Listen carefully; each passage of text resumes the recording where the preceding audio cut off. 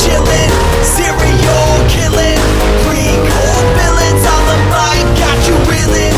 5-star rated from the floor to the ceiling. If you catch a 1-star, no time for feelings. Got a demon DJ on the ones and twos, by the name Beelzebub, so don't get confused. So grab a seat by the fire, roast them all over two, and prepare to hear the legend of the Straight Chillin' Crew. What up, nerds? And welcome to another empty-ass episode of Straight Chilling, the weekly horror movie review show where you chill and we kill, slice, dice, and chop up yet another horror movie. My name is Bob. I'll be your host for the evening.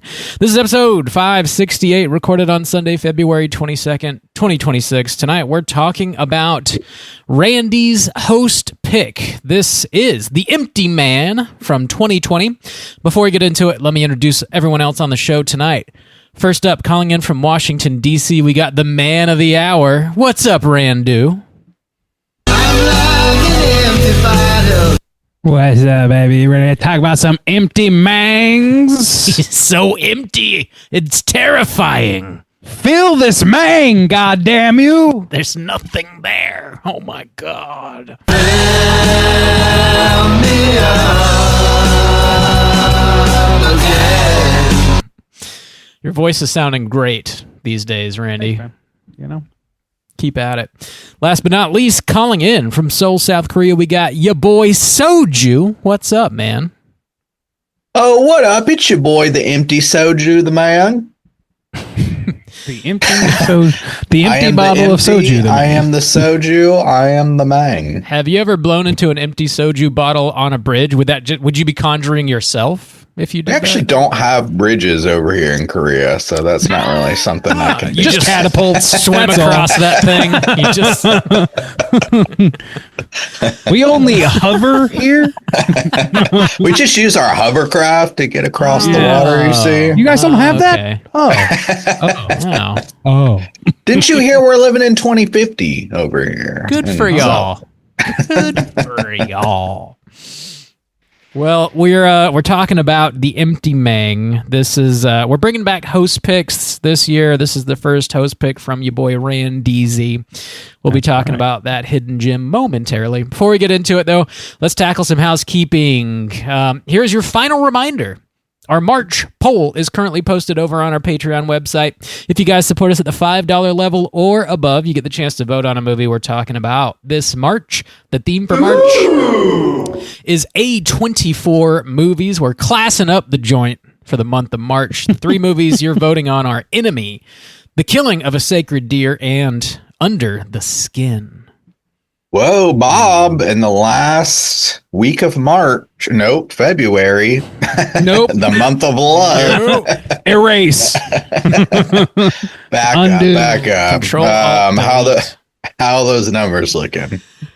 Dude, they changed again. They have changed every week, which is kind What? Who's throwing their weight around this week? Their ample weight. I don't know. It was Nicole. I don't know who's doing it now. Apparently, they're sizable according to your assessment there. Their opinions are massive.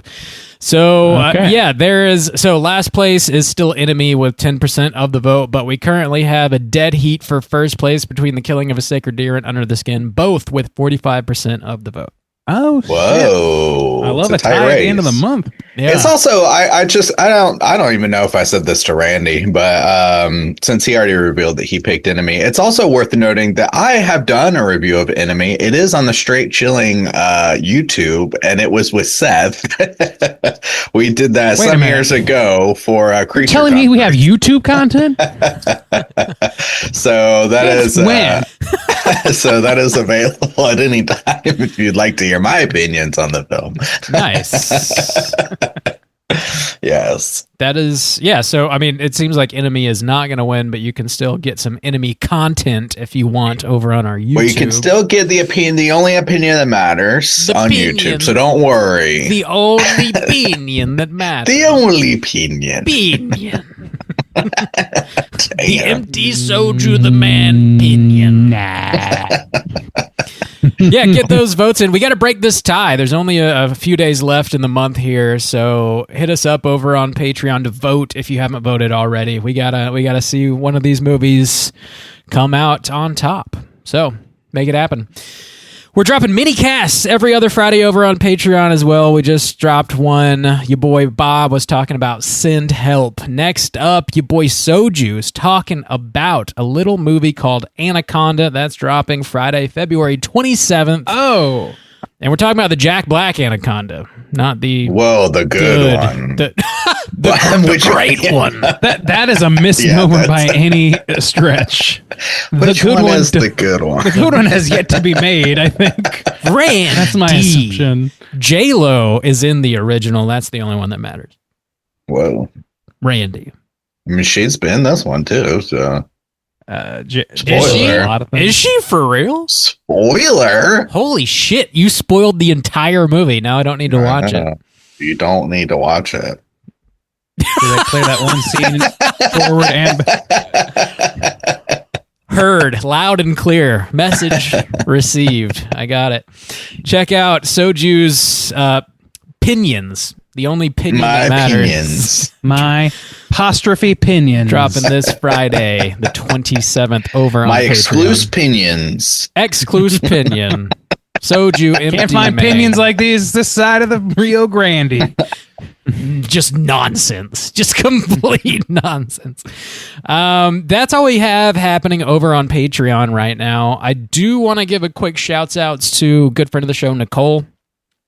She was on a couple weeks ago talking about Friday the 13th Part 2. Check out her podcast, Light and Shadow. She is also a very talented graphic designer, and she made a really dope new t-shirt design for us. I can't remember what episode this gag originated on, but we were talking about how funny... I know. It was Flesh for Frankenstein because they had the band sampled that film. Yeah. And the band name was fucking crazy. I never have anything to add to the news segment or to the updates, and you just took it from Randy, me. take it away. You had it. Take it away. There's a t-shirt, people, provided by our friend, my friend, Nicole from Light and Shadow, who created a black metal t-shirt of the band, of the show logo. Yeah, sure. Yeah, whatever. It's a core logo. Hardcore logo. And that shit is dropping on the TeePublic as soon as this episode is done. And so as soon as we're done recording it, which means by the time you're listening to this, it's available. It's up. Go check it out. Yeah. And there's also a link to our TeePublic in the show notes to this episode right now. Just click the one that says shop and it'll take you right there. Check it out. Yeah, big thanks to Nicole. That design looks sick. Appreciate you. Excited. Appreciate I have to rock one of those in Seoul. Yeah. Hashtag. All the metal shows I go to. Appreciate. All the metal Korean shows. All those... Yeah, I'm to sure the they have the K-pop same shows. aesthetic of not being able to read English lettering. That's the thing that they do in Korea. Oh, yeah. Bob, I can't hear you anymore. Yeah, you're doing some things. Oh, no. Yeah, I thought you were just mouthing it, I guess. My dude's just deep throating the mic. I don't know. No voice, no vocals, just deep throat. I think that's all the news we got. Behind the scenes, YouTube. Check it out. Anything else we need to plug before I ruin it? I actually have something quite big I need to plug. Oh, a big ass? announcement. Yeah, well, of course, Bob. But no, I've got quite a big announcement here. A big kind of moment in my life for the first time ever. Probably not the last, but certainly well deserved. I have finally been nominated for a Nobel Peace Prize. So I would appreciate everyone's support and get out and vote and, make sure You think it's a Critics' Choice Award? The most peaceful What of do you names. think? Nobel Peace Prize. I live quite a peaceful life. lot of my actions are I do pretty my own peaceful, dishes and stuff, you know. pretty So, I recycle most of the time. yeah. If you didn't know, we, the citizens of Korea, have been nominated for the Nobel Peace Prize for our action last year during the martial law situation. So, you know, go ahead and jailing your support your boy president. Soju the man. You won a peace prize. Wow, what a deal! I know you It's did amazing a lot. other people aren't taking advantage of such a deal. Yeah, there at I the front was lines. essential, you know, in this As a takedown, Korean so, citizen. Yeah. An essential worker. We got to call Soju the man. It was fun. It was fun. I bet. I'm sure that's how all the Koreans would describe it as well. Just a, Jailing a your great president time. must be a great thrill, is all I can say. But that's all my news. That's all my housekeeping. All right. Democracy manifest. I think we're clean. Let's clean it. This house is clean. Let's get into the main event. We're talking about the empty Mang, and we're kicking it off with the back of the box. What's on the back of the box?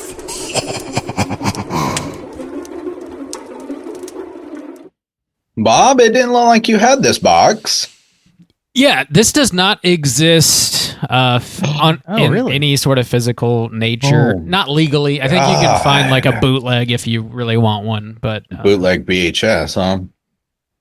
probably not. But maybe, I don't know. Gotta People make it. People make Gotta crazy find a shit. Betamax, you know? Let me get that bootleg laser disc. $100. Yeah.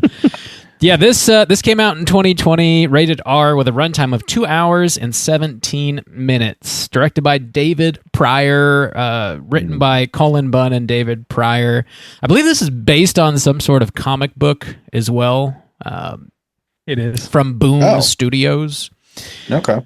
And this I stars didn't know that. James Badgedale, Marin Ireland, Sasha Frolova, nailed it, Samantha Logan. Lava. Ron Canada, a bunch of other lovely folks. Plot The synopsis man's brought to name you. is Ron Canada? It's Ron Canada. I'm not lying to you. Oh, Bobby Canada. Bobby Canuck over here. I do love some maple syrup. Plot synopsis by IMDb is as follows. A retired cop links mysterious disappearances to a mystical urban legend. Gentle Mangs, have we seen The Empty Mang before, and would we recommend folks at home check it out? Rand Diesel, the man of the hour, kick us off. I have not seen this film before this particular viewing. This was a blind watch for me based on much hype that I've been seeing, like as an undiscovered gem and so forth, that sort of thing. This released, 2020? So, like, pretty recent film. And I had just seen its name pop up here and there from outlets that I do respect. And so I was interested. I was glad to have the opportunity to pick Free Reign. Yeah, do I recommend it? Yeah, I think so. Although this is the definition of a slow burn, I would say. So don't come into this with the expectation of a very fast moving thing. And it's also quite Lovecraftian in its horror elements. So if that sounds like your sort of thing, you're gonna have a good time. It is not for everyone, though, I would wager to say. Loose, medium to loose, you might say. Recommendation. It might. Juice, what about you? I had never seen this before. Never heard of it. I'm just pretty surprised a movie like this kind of flew under the radar. And yeah, I would recommend people check this out. I was more in the realm of like a Zodiac style. I mean, that's definitely slow burn too. But you know, it's kind of like it got an investigation element to it. Actually, there's several things that kind of reminded me of this, but there's like maybe a cult element going on. So yeah, there's a lot of things. But yeah, I would recommend people check this out. I thought this was pretty good. Bob, how about you? Would you recommend people check it out? Had you seen it before? First time watch for me as well. I was aware of it. That's pretty rare for all of us to have a first time watch. Except for new movies, very. To never have seen it, yeah. I was aware of it. I think this one came out during the pandemic, and it fell through the cracks, and just kind of got forgotten about, which is a little unfortunate. It's a loose recommend from me, though. I think there's a lot of cool things happening in this. But I think it is overall maybe a little scattershot, a little messy, and we'll get into it. But I think general audiences, like if you're a fan of horror, you throw this on, you're probably not going to have a bad time. I just don't think it's going to totally blow a lot of people away. It's not going to totally blow you. Not gonna, It won't blow you. It's not. Well, then I don't want it. It's not going to happen. Bob comes quicker than Halloween, am I right? You're right, Bob. Well, that sounds like a pretty loose recommendation, I guess. The average, call it a loose I think it sounds like a recommend. Yeah, Medium. It's a pretty recommend. medium rare recommendation. It better be medium. If it comes out well, I'm sending it back. And Throwing it on we're the sending it ground, back. and I'm suing. And I'm pissing in your face. Damn. Okay. Hell yeah, brother. You've been watching The Pit after all, huh? Just Take my stakes seriously. I'm a very serious man. I'm very peaceful, but when it comes to my stakes, It's war, Fuck with a baby. man's steak. You just don't. I respect the cow too much. Sounds like just a recommendation. Watch it if you want. I don't fucking know. just go watch We're it. gonna spoil the shit out of the Empty Man. Here comes your warning.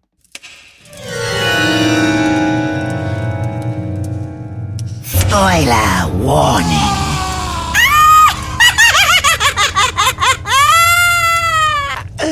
Our review officially nets out to just watch it if you want. I don't fucking know. That's the Shut up. You wanna recommendation watch we it, then offer watch at this it. podcast. Fuck it. I don't know. We're gonna talk about it. Fuck it. Just watch it. I don't give a shit. Do what you want to do. It's your fucking life. Live it. I don't know. I can't tell you what to do.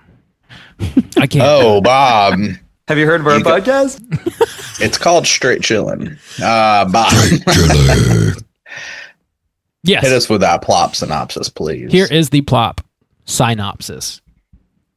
Starts off in 1995 in the Ura Valley, Bhutan. Boys, 4 friends go hiking All been there. in their mountains. They do it. Oh, I remember those days. Yes, our hiking in mountains. Our days. Bhutan. Yeah. Bhutan days. Oh, they were crazy days, boys. Those Bhutan days were the peak of my life. Bhutan days. They don't come back like that again. We really peaked in Bhutan. Your boy Paul, he hears some whistling and he falls into a crevice. His friends find him catatonic, staring at a humanoid skeleton embedded in the cave wall. The group takes refuge as a giant snowstorm blows in. The next day, a creepy robed figure appears in the snow. The following morning, they find Paul sitting at a bridge. He's whispering some weird shit, and Ruthie stabs her friends. Shut up, Ralph. She stabs her friends to death before throwing herself off a cliff as Paul watches. Shit's fucked. Then we jump forward to 2018, the lovely state of Missouri. Former Detective James mourns the death of his wife and son in a car crash the previous year. He had an affair with his neighbor Nora the night they died and feels great guilt. Nora's daughter Amanda runs away from home, and James tries to help find her. He finds a flyer for the Pontifex Institute in her bedroom, and she's written, "The empty man made me do it," in dog's blood on her bathroom mirror. Shit's pretty fucked. James talks with a friend, Devara, who says Amanda insisted they summon the empty man. The urban legend goes that if you cross a bridge at night and find an empty bottle, you blow into it, and you summon the empty man. Afterwards, the first day you hear him, second day you see him, the third day he comes for your ass. James investigates the bridge, finds a bottle, blows into it, and he finds the hanged bodies of several of Amanda's friends that summoned the empty man previously. That night, Devara is also stabbed to death in the face by the empty man. James researches the Pontifex Institute, which turns out to be a cult. He sits in on a lecture by its leader, who mentions the empty man. He then investigates a cabin where he was told Amanda might be and finds creepy videotapes and files on Amanda, as well as an empty man file with his name on it. He witnesses a fire ritual and is spotted, but he narrowly escapes. He hides Nora in a hotel. James kidnaps a cult member and beats his ass until he says there is a Mang in the hospital who is the Empty Mang's speaker. The Mang turns out to be Paul from the opening scene of the movie. Cult members regularly visit him to get messages from the Empty Mang.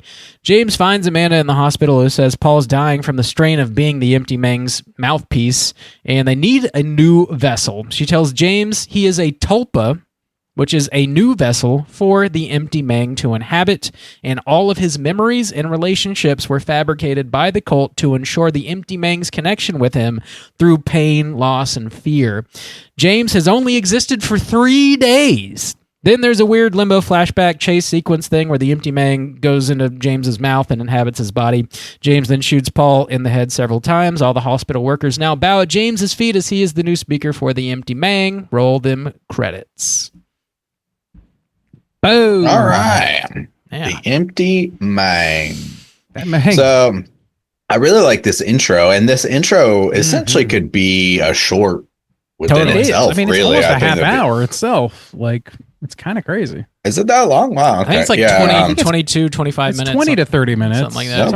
Okay. Yeah. All right. And then the title card drops there, and you're like, "Oh fuck, yeah!" Like I didn't. They had sucked my ass in at that point. I didn't realize. Yeah, they I had was this. like, That I don't Final know where we're Destination going. I thing thought where that was that's going the to best be. part of the movie, almost. Yeah, is that yeah, fucking yeah. intro. I completely agree with that. Actually, I love the opening of this movie. Yeah, that an skeleton incredible thing opening. looks. That's dope like the as best hell. Yeah. fucking thing of this movie. It's like very like it reminded me of that scene from Annihilation, like Yeah. where they find the corpse in the pool or whatever. It's Mhm. like where it's like just this inhuman but human looking enough. thing. Yeah. It's very, very cool. It is cool. I even have it like I've been looking at it because it's my background for YouTube. If you go on there, and it's because it's got this kind of skull of a human, that, but then it's got fingers, but there's like 9 of them, and they're 50 super fingers long. on each. This guy can kill on the ivories. I'm telling you that. And then you can see the kill on the eye, damn. And then it's almost like it's got wings, but then it's got these kind of like maybe extra legs and stuff too, but also like human ass spider legs. legs, kinda. Yeah, Would it's you fucked say? up. Would you say you're worshiping it at this point, Juice? Is that what you're? I guess so. Well, I only worship myself though, so no. Oh, to maintain the peace. Well, Of course, it's Yeah. all for a piece. It almost has like a thing. that's why you get awards. a thing aspect to it because it's got like these multiple different like creature aspects, and it's like Yeah. stuck in the wall, and this like snowstorm blows in. Reminds me of Thing a little bit. Kind know of what the looks like thing an is about it? angel. You know? Yeah. Sure, like the Simpsons mall Yeah, angel. but that kind of Kind of. You know what the thing that like of all the things about it that is like it's very disturbing looking or whatever, but like the thing that bothered me about it is that its skull is like twice the size of a normal skull next to the guy looking at it. So like I don't know why, Okay. but like the scale of the human elements, even that is off. And for some reason, like just innately, I saw that and felt like off put by that, and I thought that was really fucking great. I don't know why. Like it's just a small thing. And Oh, you in the liked grand it? scheme- Okay. No, yeah, I did. I really. Oh, liked okay, that. Like, okay. Yeah, it was just like it's very like uncanny, you know. Yeah. It's like those, legends of like giants, and they captured them in Iraq. It's like the missing and shit link in like its that. own way, Yeah. but the link to what is the question? Mhm. I think it's really effective too, because this isolated area, even the way that he just falls into this hole where, you have to be careful when you're hiking and stuff like that. He falls down, and then they're so worried about him. You got to have this rope to get down, and they show the scale. I thought just all the setup was really good because you see the scale, like how far you'd have to go down to save this guy. And they're worried like, oh my God, he's dead, or his bones are broken for Yeah, sure. he's broken And then you away. get down there and he's fine, like physically, but he's just sitting in front of this thing. That was such a good atmosphere builder. Yeah. That you're just like, oh no, why is he okay? incredible. The fact Like, that it just he's feels okay ancient is and not evil as fuck. okay. When he whispers, like he's like meditating in front of this thing, and his friend leans over to touch him, and he whispers like, "If you touch me, you'll You'll die." die. And I was like, fuck? It's his brother, isn't it? Didn't he say it was his brother? Oh, maybe. I'm not sure if he was or not, but maybe For some reason, I thought because then he goes on his rant later, and it almost seemed like they were brothers or something. But maybe not. I felt like there was some close. familiar relationship, but I don't. Yeah, regardless, it's a seems like close they're knit group of close. 4. And then he hesitates. I love the tension build where the guy really hesitates for a while. He's like he almost touches him a couple times and it hovers just there, and then finally he's like, we got to get the fuck out of this cave. What am I gonna do? Leave this guy? I mean, I love that. That's such a great setup too, because really you could put yourself in that situation where you can't leave your friend who's just fallen down this 3-story crevice alone. The options are leave him to die there, or at least sit there for a while, or touch him and risk dying. Apparently, like you're being told by his most petrified situation. I don't know. It is very fucked up. It reminded me of, for those who have seen Together, that the recent Alison Brie, Dave Franco movie. Like there was like the underground cave thing that was going on there. It like had a lot of similar vibes to me to that. Although maybe a little bit less Lovecraftian or a little bit more Lovecraftian than that, excuse me. Yeah, just very mysterious. Just such a big mystery in this. And that's what this, like, the thing is, like, it's a mystery, but then we get past the opening credits and we start going into this, like, fucking standard issue Slender Man story, which is kind of interesting. And then it, like... But like the whole time is like, whereas the Slender Man movies you see are always going to be centered around like, is it real? Is it psychological or whatever? We've already seen this is a fucking, at least a real inhuman corpse. At least that. Yeah. Now I will say, I think that's a thing about this movie. I think there's too much going on, and I don't think that they always blend together really well. And if I had to pick the elements that I feel this movie could skirt around or cut, it would be that butterfly kisses Slender Man element where it's this the urban legend aspect. Legend that people know. Yeah, because so the other aspect then of it is this cult aspect where, and I even like so interesting. It is very interesting, and I liked how they developed it, and then even posed the question later. Now, I don't know how you would necessarily work this in if you didn't have the element of there's like kids who know this legend, they do these things to bring it out. But I did like them then later teasing the idea of like, no, this cult is the one who hung these kids. They'll literally go to any lengths to support their ideas or, you know, stuff like that. So I liked that idea. And besides the opening scene, one of my most favorite scenes was when he goes to the camp and they're fucking stomping around that fire. I was like, dude, this is legit right here. When he does like the step back, they all like that shit, that was which is amazing because it calls back to that opening scene perfectly. Yeah. I love. And he was like, that was like the terror centerpiece of this movie for sure. But like, I don't know if I agree. Like, I kind of like that they have like the Slender Man thing in there because to me, like, it's like a matter of a cult making their ancient, unknowable deity accessible by way of childhood dalliances with what is ultimately like Bloody Mary or whatever, that sort of shit, like urban legendy things that makes it palatable to kids who just feel like they want to play like they're testing the limits of reality or whatever because they're told that something terrible could happen if they do this. I really like that as a way of accessing the vulnerable youth. You know what I mean? As a cult. I see that. But also too, the I think the problem is the lore around it though. Like we see it work so efficiently for these kids. Like it's got almost like a Ring style thing. I think that's what kind of bothered me a little bit too. It was almost like a little too basic where 3 days.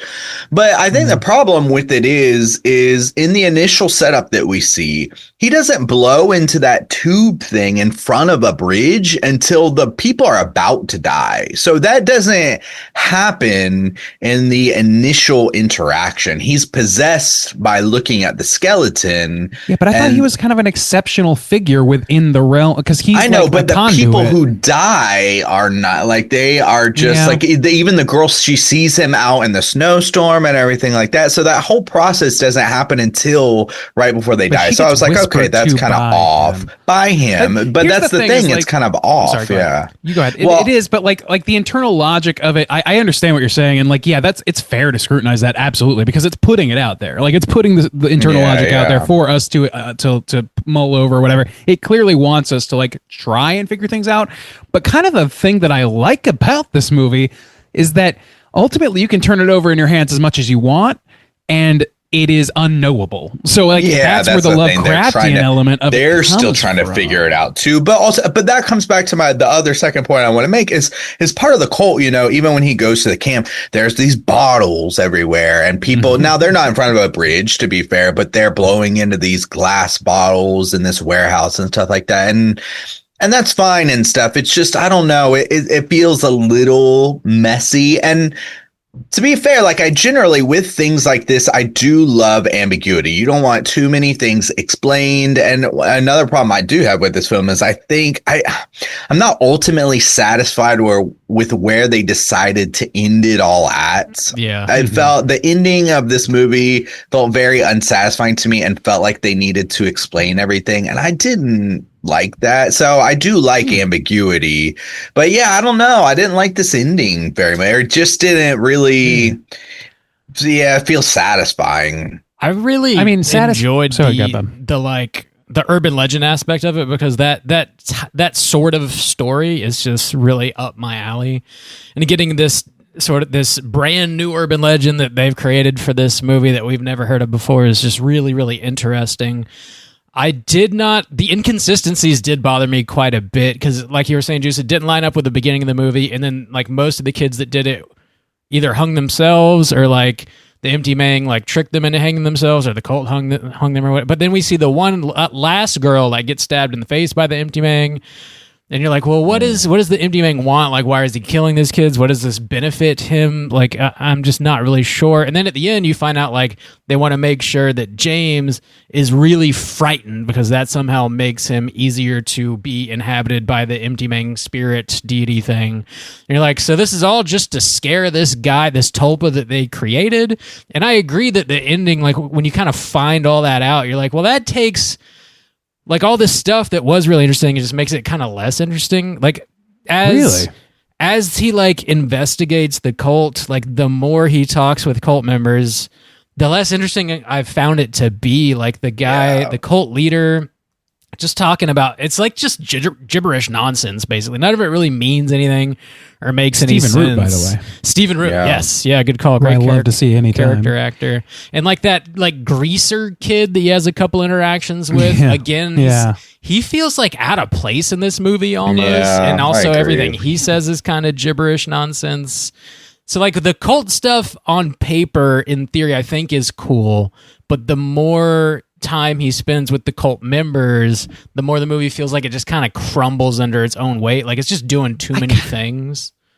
I don't know. I kind of feel like the movie covers its basis with those things, because Yeah. the whole thing about the cult is what they're worshiping is unknowable even to them. Like it is something that is beyond comprehension, because it encompasses all of comprehension, is what they're ultimately saying. Is like everything that you know, everything that is all, it's all unified. So I look at something as an individual thing, to look at even God as an individual concept is felonious. Excuse me. No, it's fallacy. It's a mistake, because it's all one thing.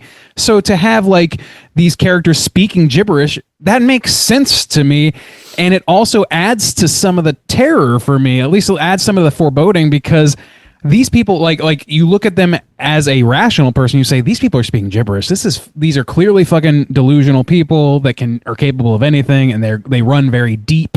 and they do all kinds of crazy shit, and their rationale could be fucking anything because what they're saying is gibberish. But at the same time, everything that they say makes perfect goddamn sense to themselves because everything is everything and nothing is anything else. Like everything is all one thing. So I don't know. Like to me, they kind of do make a rationale for the irrational things that happen in this movie, and I don't know that that's entirely like 100% true, and I'm sure there's some criticism to be had for that, but like I don't know, for me that's the way it landed for me, is like, yeah, okay, this, I don't know that even the kids like being hung or whatever was for the benefit of our lead, the tulpa, so much as it was just what happens in this cult. Like this is just like a part, like this is the end result of engaging with this stuff on that level. See, that's and what's confusing too, is because the cult members seem like they're participating, like they want to meet the ones that are participating willingly are, but the ones that are not are hung or killed, is what I took it as. Like, so if you willingly participate, but then like that's what we see at the beginning. We do see that at the beginning. We see people kill themselves for the sake of the conduit's bidding and one person's bidding. But like one element too is like when the girl is sitting in the car with the cop and she looks over and like all 5 kids are like, you know, meditating on the sidewalk, and they all look over at her in unison, and then they do that same kind of exact shot with people in the facility where they're all looking into the black square, which is like looking into the void or whatever. And it almost seems like they had these cool visuals that they wanted to incorporate to build tension, to build a kind of horrific atmosphere, creepy atmosphere, but it doesn't really mean anything on a consistent level to the lore of what's going on. I don't know that that's true. Like okay, if I may try to argue in favor of that choice, like I think that girl made a very clear point of saying like, yeah, I saw this happen, I wasn't really that willing of a participant, and then as soon as we were off that bridge, I didn't speak to those people. Since I haven't spoken to any of these people since then, they have all spoken to each other. They have been whispered to by whatever dick tip haircut, whatever her name is, Amanda. She has a terrible dick tip haircut. All right. But she she's the only person that has not actively engaged with those people that were on the bridge with her. So she is not like, is still kind of separate. And then the way she is engaged with by the empty man, as it were, is by thinking about him, which is what a tulpa is, which is what all of this is about. Is like, if you think about it, it becomes manifest, it becomes real. That's what happened with our lead character, and that is what this empty man is like, if you ruminate on it enough, it is a real thing, even if it is like nothing, even if it's just the concept of the bridge between worlds, or whatever you want to call empty man. In the end of the day, whatever the gibberish is, if you ruminate on it enough, it becomes real and it becomes dangerous to you. And she ultimately stabs herself in the face, imagining the empty man doing that. So I don't know. To me, it's like, it's about, it's kind of that Freddy Krueger concept of, if you're afraid enough, it becomes real. I think that's the way that like it makes the most sense to me. And in her case, I think it makes pretty good sense. In his case, in the case of our lead guy being a tulpa or whatever, like, first of all, I was pretty blindsided by what that ultimately became. And looking back at it, like the movies, like, they put you as a viewer in a similar situation as him as the protagonist, whereas like they make you invest in what his trauma is and try and understand who he is and where he's coming from, just to have all of that stuff not fucking matter. So his entire life history does not fucking matter at the end, and so he becomes like the definition of an empty man. He is a creature of flesh with no purpose except to do this thing, and all of the feelings that you felt for him and about him and that he felt about himself, none of that shit was real or mattered. And so it's very bleak and awful. I feel like that's pretty good. I was a little confused at the end when they say like he's only been around for 3 days and all of his memories were fabricated, and he tries to call Amanda's mom, and she answers the phone Nora, and yeah. is like, I don't know who you are, don't call me. And then he goes like back to his house and it's completely empty. But like in those 3 days, like we see him have interactions with Nora, and we see him in his house Live like, in that house. have interactions with the empty man there, and like he We brings also see Nora memories there. of his wife and kid that don't exist, I mean, or that existed for makes some sense. other guy. But Yeah, but within that's in those the past. within those 3 days that he has actually been, since he had the so sad who's he Mexican talking to when birthday dinner. he's- I don't Be- know. I on- mean, yeah, yeah, that's exactly. fair. Like, I guess there's a because distinction between that- what he remembers versus what he is experiencing during his Yeah, existence. Yeah. see, because In that a makes physical it body. all Okay, seem sure. quite pointless, because then it's like, well, if you can manifest his memories, why do you need to trick him into Yeah. going to a camp? Why can't you just create him with the memory that he went to Well, a camp? No, I think that like, I mean, I think it's the same reason that like, I don't know, like you can. I think they gave him those memories in, like she says, it like grief opens the door, and so he has to be a manifest human being in order for a door to even exist. Do you know what I mean? So like they implant, like they create this creature, and they create a passageway for this thing to enter him and take over his thoughts or whatever, or like ultimately fulfill what they want out of him, which is to be the next conduit. But in order to do that, he has to have those feelings and then make a choice to pursue or like to be involved. Like he needs to embrace that grief in some way that allows the creature in. Like it has. I feel like there's like a little bit of choice involved, but I don't think he really has a choice because he is engineered to make the choice they engineered him to make. So that's like the real pointlessness of it, and that pointlessness is the dread that ultimately I kind of like about this movie. I think it's a little weird too for a cult movie, because I feel like, especially from what we see, I feel like it's a very weird conclusion. And now it does support their general idea of thinking, and I guess that's okay. But I think that's what kind of bothers me about this being a cult movie, because I really do like cult movies. And I like I said, I like the element earlier where they suggest. So I think I want maybe a little bit more ambiguity following, like circling around the idea of the cult. So through the whole movie, you're going through and you're thinking, like, if you kind of separate the opening kind of fucks that up. But if this guy's journey, like, is there a real empty man? And then they suggest like, oh, maybe the cult actually hung these kids. There is no empty man or whatever. And I think in the aspects of a cult, especially saying like, okay, we have this antenna, we have this person that gives more, where we can receive messages through, or we can receive things through. Well, you see a whole facility of people and they're constantly recruiting more. I feel like in terms of cults, there's so many people who would just volunteer for that experience, that they're so dedicated to the idea that they would have no problem being the next messiah. Like take over my body or inhabit me. I don't think it's a choice though. So where they have to create a human being from with nothing. that capacity.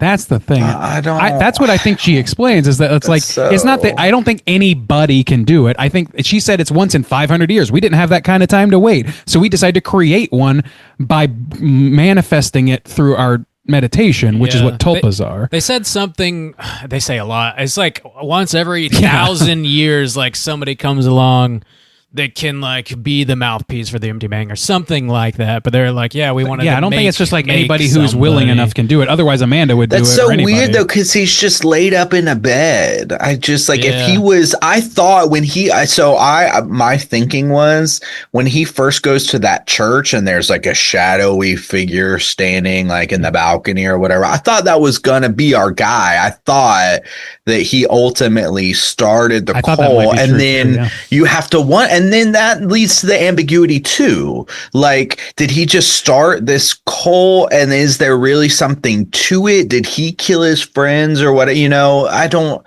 Well, I I don't think they make know. it I don't pretty like clear. the big info dump explanation of just this man being created out of nothing. That just doesn't feel very satisfying. That's fair. To me. That's fair. Like, I do think that, like, there's something about that, but I do think that's the rug pull that they're trying to go for.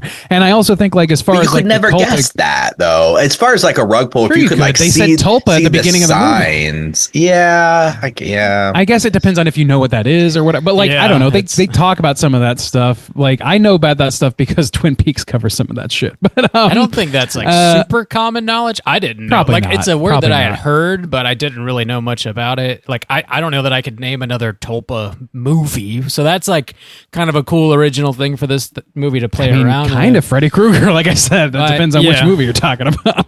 This does like after the movie ended, I was like, okay, so what exactly is the Empty Man? Because there's like so many facets, so many avenues that they're traveling down in this movie, and they're all really interesting, but I don't know that they all fit together very well. And as I was thinking about it, I was like, so like maybe they have kind of like an unholy trinity kind of thing happening here, where you've got like the God, capital G God, being like I think they referred to like the Empty Man deity as like the singularity, like where like all thought has come from, basically. And that would be like the capital G God, and then you've got this like sort of Immaculate Conception, James Tulpa being like the Jesus figure. And then whenever the kids do like the urban legend thing and they summon the spirit of the Empty Man, it's like the Holy Ghost or the Unholy Ghost or whatever. And like looking at it that way, and then you've got this cult built around it, and they're worshiping this guy, and they're trying to basically bring Jesus home to like, I guess get to murder everybody. Like, I don't know what their Well, that's the thing. Is, like, ultimate goal I think the end but- goal is mass Destruction and chaos. suicide. Yeah. Like, I think that is what it is, because like I think the microcosm of what they want to happen is what happens in the intro. The three thinking people are corrupted or otherwise killed, and the conduit that is most connected to the otherworldly unknowable entities, that person goes on to try and infect other people. They call it an infection a lot, and I think that like that's the thing is like it lends itself so I like well when to they the say an idea itch of in the a brain. cult. What's that? Yeah, that's I like that's when they a weird say thing. that you got an itch in your brain. I was like, Yeah, oh, that's a I very love some of the disturbing language thought. they use. Yeah. His in message at the is cult. contagious, like it spreads uncontrollably. That is Yeah. kind of a cool But thing. like cults operate this way, where it's like dead like doomsday cults that want like ultimately end up with people committing mass suicide or whatever. They commit mass suicide to become one with something else. That is what they're told it is. That's so like to have a sort of Slender Man-esque, like Bloody Mary-esque sort of like legend or whatever, and then like some ancient tulpa fucking like Tibetan thing all blend itself in, all be like managed by a doomsday cult that exists both before and after. But by the way, I wanted to point that out. Like, this cult existed before Paul. I also thought maybe Paul became like a higher up in the cult, but we saw the video we saw from the camp that happened before 1995, I believe. That was incident 13 instead of 14, which is what we find out. You know what I mean? Like, there's like, so I think like, or manifestation 13, whatever. I think that's what they called it. Yeah, I think like, so. So like, it's a matter of like incremental, like they are attempting to manifest things, and they've been doing this for God knows how long, in God knows how many parts of the world. And this is clearly a global effort, or at least like a huge effort, because it's like got Scientology vibes all over it. Yeah. Like this is not a small building or a small church and a small, like it is something like this is clearly built out and has tendrils all over the place. So to me, it's like this is an ancient thing that has taken a modern form in the form of a cult, and the cult's purpose, as many cults are, is to become one with the singularity or one with whatever, and that form is by having certain people be representatives that lead other people to commit mass suicide. And eventually the idea is that they would all commit mass suicide and become one, although it never works out that way, of course, because cults are bullshit. I don't know. I think that it kind of not blends all itself cults really fucking are well. So Not bad, the soju sex some, cult. Some of us just want to have free love, baby. Some of us just want to party, man. Buddy, if you're just having free love, that's not a cult. That's just a good time. That's just a peaceful good time, you know. I'm all A about peaceful peace. good time with a lot of antibiotics on hand. the blood of the lamb is just like watermelon soju or what? The blood of the Hell yeah, brother. Bob, I watermelon soju, yes. I do really like your take about the unholy trinity. That does kind of make these like different elements kind of work better in my mind, especially like with one of them kind of looking like, or this skeleton looking like a kind of angel or whatever. But yeah, the idea of this guy being like the Antichrist or being like the Jesus figure that is, or especially because you got the 3 days too, you know, Jesus resurrected in 3 days or whatever. Like that works pretty well. Yeah. Well, there's a lot of thematic like stuff in this one. Like bridges in this movie are like everywhere. Yeah. Everywhere. Mentioned and verbally and physically from the beginning of the movie to the end. Like even in his apparently untrue backstory, our lead character, his wife and kid careen off a bridge. Like the kids killed themselves and witnessed the empty man on a bridge. The original story that happened in 95 happened on a Tibetan. I'm say Tibetan, but it's not Bhutanese bridge. Bhutan. Like it's all bridges, and it's all about bridging yourself peaked in between Bhutan, this baby. world and the greater collective consciousness. So like bridges mean everything in this. True. Yeah. Yeah. We got to get an I Peaked in Bhutan shirt going now. All right, that's the next shirt. Straight shot. Nicole? I peaked in Bhutan. I'm putting up the Nicole signal. I peaked. I peaked in Bhutan. Let's go. In 1995. It's a hell of a winter. Yeah. Yeah. The thing is, I think it's just that's there's what's so beautiful many about it. elements. Yeah. I think the thing is like there's so many elements, and ultimately I feel like now maybe this conversation changes a little bit more, but after the info dump, after she explains everything, I kind of thought to myself, there's not any reason for me to think about this movie anymore, which is I get that. a bummer, because throughout the whole movie, you're thinking about the aspects trying of to the call, solve. the aspect of what it is. And I just don't think it serves that feeling very well to explain everything at the end. I don't know if it explains everything, but like I see what you're saying though, because like, well, the thing is like it takes all of the emotional pipe work that it's laid, and it says that doesn't matter. In fact, rip that out, and whatever you feel, whatever loss you feel about losing all of that, that's the point. And that's the thing I like about it. Like, and it's hard to get there. Like, you have to acknowledge that was both on purpose and serves the story, and that's not necessarily the easiest bridge to jump to. Like, I just don't understand. Like, I don't like then most in the movie we see feels like it doesn't really serve any kind of purpose. Like, why did he go to the camp, and then why would they chase him? It's not like they're going to kill him. They do say he has to be afraid. He has to be fearful, which I assume is the whole point. They send him there and let him look around at the tapes and stuff, because those tapes are fucking freaky. And he sees need to like freak him the out. painting the kid makes on the wall. I do like And that. out of his own viscera. Yeah. They leave that like fucked up teddy bear on his front He's porch. like tearing his Like, guts out. Which is a teddy bear that relates to his fictionalized child. Yeah. Like, that's the thing, is like all that trying to stuff. I freak think him out, I guess. it's very specifically engineered towards him, and I think that does work for the ultimate. But also he's already kind of scared because the Empty Mang legend is coming true. He wakes up at night and somebody runs towards him in his hallway, you know? And so, I mean, even if he just lived a normal life for the next 3 days, he would be afraid. Yeah. He'd be afraid, but I don't think it's just not fear. airtight. I think it's Yeah. also that's the thing, is like I don't think it's just fear. I think it's like fear and acceptance of the Loathing. possibility of something else happening, and then like there's a bunch. Like, I feel like there's tiers to this that are again unfucking knowable, because it's like, I don't know, like to me it's not To put too fine a point on it is to defeat the point of it. Yeah.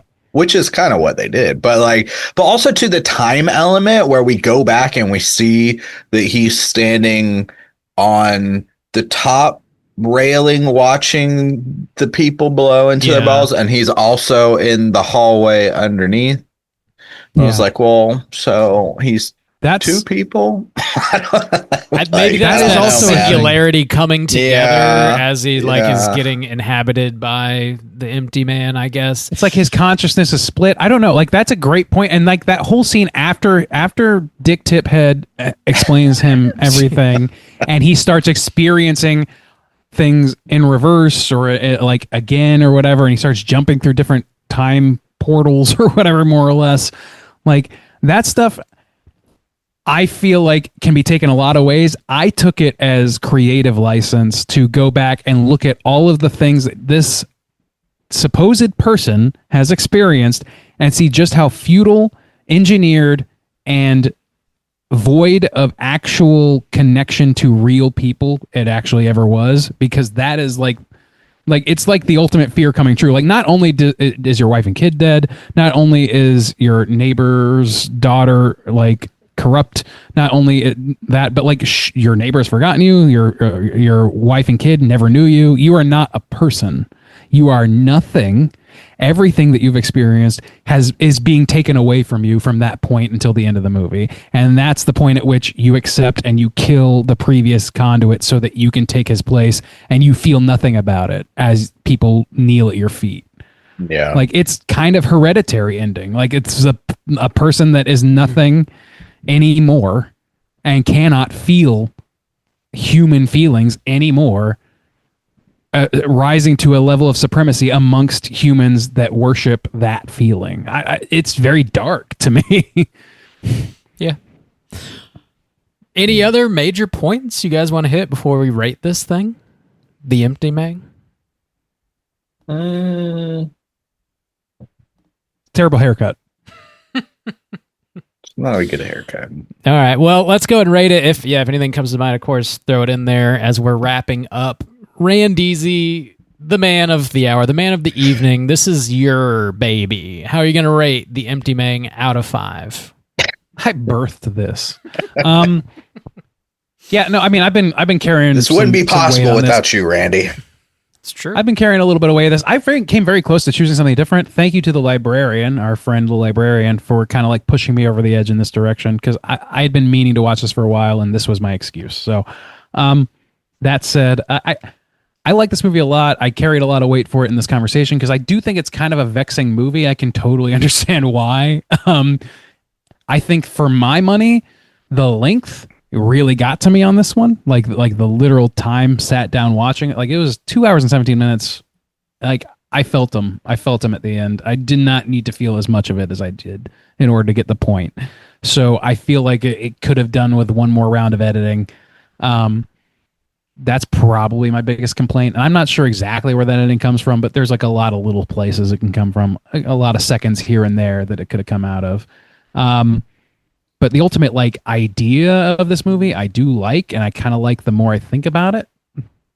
And I also feel like the more I think about it, the more at risk I am of disliking it. So it's one of those things where like the more you know, the better, but also the worse. So it's strange in that way. I also feel like it fits weirdly amongst movies like Slender Man movies, like Bye Bye Man, like Boogeyman movies. It's like the best case scenario for that kind of movie to me. Because it integrates some other ideas, integrates some existential ideas, and ultimately like it has a massive rug pull, and whether or not that rug pull is pulled off perfectly for you, it does it. And none of those other movies and none of those other very few of those other sort of movies do that sort of thing where you like have that person that you've been following sort of become everything that the movie is terrified of, if that makes sense. Candyman kind of did it, the original, a little bit, but not to the same extent, I don't think. Anyway, all that said, I think that this is a really good movie that I think is worthy of people like reconsidering a few years later after it went completely under the radar. From what I understand, it had like like it clearly had a budget, and like it just was in some sort of like merger acquisition situation, was kind of buried and forgotten. And I think that needs to be corrected. It's worthy of at least some consideration, I think. It was when but for Walt my Disney money, bought Fox. Is that what it merger was? happened, and it just kind of fell through the cracks. Yeah. There you go. Okay. So like it's one of those movies that like I'm actually kind of shocked that this movie has the kind of budget that it does. Because it's so ambiguous and so strange. I'm glad it exists, and I think it deserves some attention. So all that said, as far as the qualities of the movie itself, I think it looks great. I think it plays out to my liking very well. I really like the inclusion of the cult stuff. I love some of the actors. Fucking Stephen Root being here is fucking great. I just was so psyched to see him the minute he showed up on screen. Yeah, I really liked it. I think that I'm going to give it. I think I'm going to give it a 4 with room to grow or drop over the years, but I liked it a lot. A 4 from Randy. Juice, how do you feel? Yeah, I mean, I would say I generally like the experience of this movie. I thought the opening was really great. Again, it could have been its own short, and I would have been satisfied with it just the way it was. If I saw that at a festival, I'd be like, that was really dope. But then also too, I like the atmosphere. You know, it kind of reminded me of The Ring a little bit. It kind of reminded me of like Fight Club a little bit. It kind of reminded me of Seven a little bit. Oh. One note, actually, that I actually did hear is that this director, David Pryor, worked a lot with David Fincher. Okay. So, like, that, like, somebody mentioned Zodiac, and I wanted to say that earlier, but I didn't. Yeah, Zodiac. So I'll interrupt now. Thanks, Randy. But yeah, so I like the general vibe of it. There were some really cool standout scenes I think will stick in my mind. Again, that fire scene was one of them, and reminded me of another movie that I'll probably pick for one of my picks later this year, maybe around Halloween, actually, if we're doing seasonal ones. But yeah, I really like that element. I like cult films. I thought, like, even, you know, I found it very interesting, the scenes where he goes and the guy is preaching almost, and then he goes and explores down further and further, and you get into these spaces that make you feel like you're in, like, inside, or, you know, these weird spaces, these creepy underground meeting halls and stuff. It was just a cool vibe. I liked, you know, and then you get the kind of more traditional scary scenes where, you know, he's right behind the door and then he goes out and the door's open, and, like, you know, or the empty mang's running at you and you're like, holy shit. You know, so it's got the ghosty elements too, or the bridge elements. It's got a lot of stuff going for it that just works really well. And just like, I want to be kind of scared. I want to be curious. Some tense moments, good atmosphere. Love this angel demon design thing. That's really fucking cool. It's got a lot of strong elements to it. It was just that ending that made me go like, oh, yeah, I guess. And lose some interest there. But it's been a fun discussion. I like thinking about it.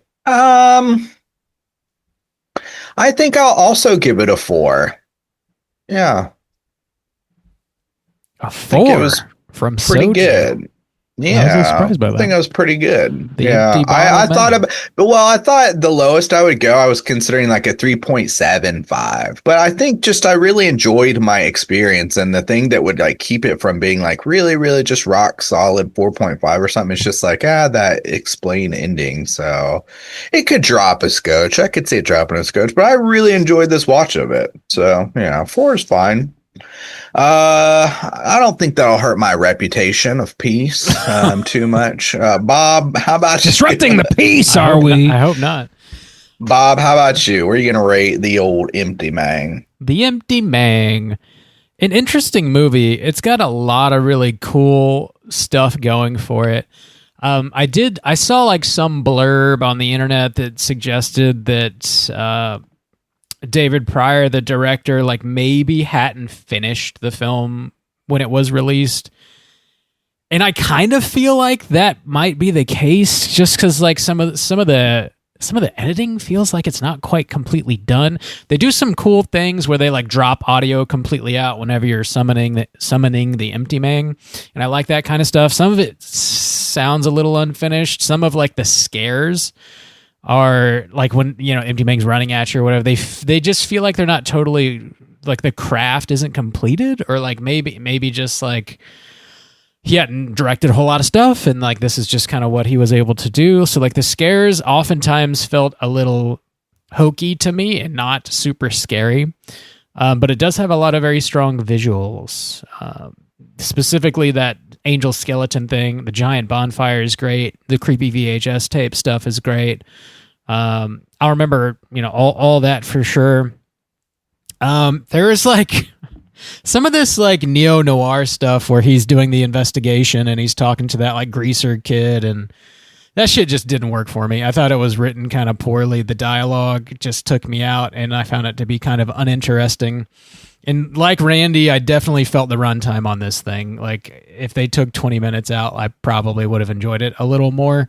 And that, like I said, a lot of those like dialogue sections where he's doing the investigation stuff, like you take that out, it wouldn't bother me at all, personally. Something I thought was like just terrible writing, but actually turned out to not be, and like kind of just be baked into the story, is like he just keeps saying, "I'm from San Francisco." He says it like 4 times in this movie, and then when he finally finds his file, I drive a Dodge Stratus. Right. When he finally finds his file with stuff in it, he opens it up, and it's got like a newspaper article Man or something. from San Francisco. It says "growing up in San Francisco" on it. Yeah. And I was like, what the fuck is with San Francisco? And like at the end, you find out he's not a real person. It's kind of funny. So, The first like, time he said it, he was like, okay, yeah, Yeah, there's some kooky types out there, but like, that shit was blowing keep my hammering mind. that's funny. So yeah, that turned out to be pretty damn funny. But like, I think we kind of touched on everything else. I love the urban legend aspect. I generally like the cult ideas of the cult, but like the more they talk and the more time you spend with them, I think it's just kind of silly.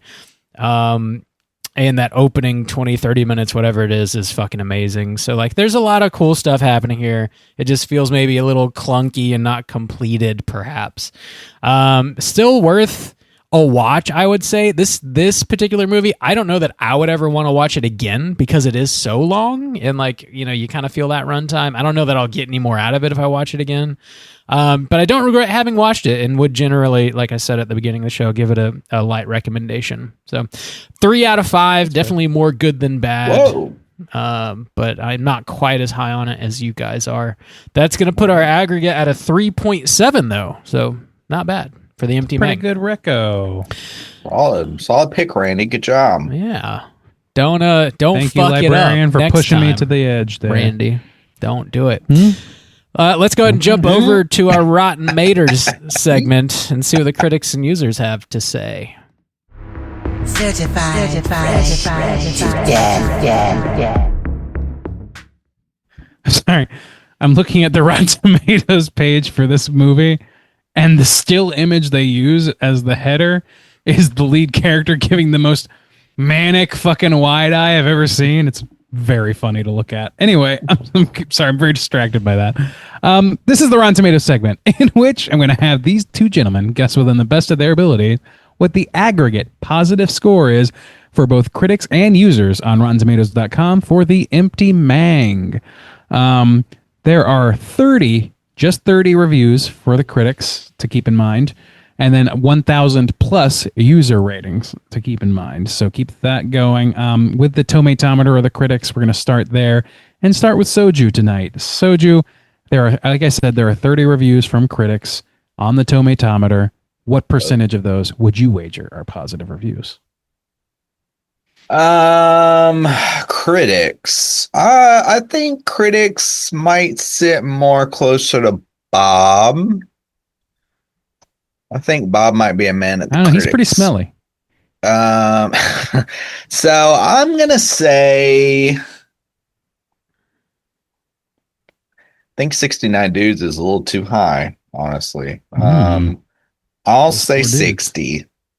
60 dudes. That just doesn't ring right. I know. Just not Bob. enough dudes. Give me the Dudes, what am I doing here if I don't have 9 more dudes? Bob, how about you? You giving me those 9 more dudes, or you got something else in mind? Yeah, this is a kind of a difficult one. I feel like it's not going to be loved by critics, though. Yeah. So I'm going to give you what I know you want, Randy, because this is your evening. This is your night. It's not the 69 dudes, though. I'm going to give you what you really want. The 55. 55. All right, we got the 55. You went low. I'm a little surprised. Okay, let me do a little quick brain math. Yeah, 13 percentage points is the gap between the correct answer and one of you. Oh, I got 13 those. percentage points. That's not nothing. So keep that in mind. That's something. There's There have to 30 be something reviews, around there. 13 percentage point differences from 73% correct. Soju's going to walk with this one. All right. Walking. Yeah, 73% positive. So Should have took the dudes. should've took the dudes. Nobody wants to take the dudes. I mean, I know. Yeah, I guess I should have taken the dudes. Now I'm all left should've. unsatisfied. Should have taken the dudes. they One always thing leave that I me read that was- satisfied, smiling. Another So one joyless thing- climax.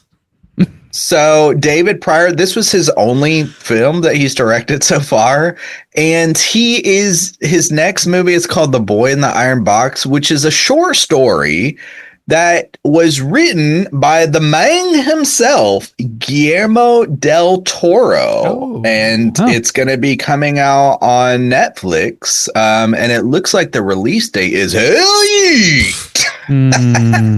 Does it That's have not a a good release release date, date. though? Does it? Well, that makes sense though, I because don't he know. apparently. I'm sorry. Not that I see. For what it's worth, that makes sense. They have he worked on Cabinet of Curiosities. He did the autopsy. Yeah, he episode. did. Yeah, Nice. Mhm, which was a solid episode. F. Murray the F. Murray Abraham, I think his name is. Yeah, I like that episode. That was a lot. solid. I don't know. I didn't really read. Oh, I did read what it was about. So apparently, it's about a group of people who crash land on the top of a snowy mountain, and to escape the elements and the wolves and everything like that. They come across some maze-like fortress. So it sounds like another. Maybe Cosmic really thing, yeah. trippy. There's like- some weird shit out there. Sounds like he's got a corner on that market. It's like a little Cube meets the Gray. The Gray Cube. bit. Gray Cube. Yeah. They called me Gray Cube. Excellent. Let's me move on to the Soju the man. poopometer, or the poop popcorn meter, or the users, as we sometimes like to call them. There are 1,000 plus ratings from users. I'm going to start in reverse order and give Bob a first bite at the apple. What percentage of those 1,000 would you say are positive reviews? Man, I generally thought it would be higher than the critics, but that seems like too high now to me. So what the fuck? I don't know. Just give me the dudes. I'm riding with the dudes. 69 dudes, please. Oh my God. 69 dudes! Soju, what are you going to do without those 69 dudes? 70 Actually, dudes? 71 dudes? I actually think that people are going to like this less maybe than the critics. So I'm going to take 65. Keep it close here. 65. Okay, so we got 65 dudes. We got 69 dudes. One of you, just one of you, is 4 percentage Not points both of away them? from glory. Ooh. That glorious correct number, Might be swinging about. 61%. Soju's Oh. walking with this week. Congrats to the Yeats or Skeets or whichever one's you. I don't. That's a hell yeah, sweet Bob. We're sweeping yeah. Yeats.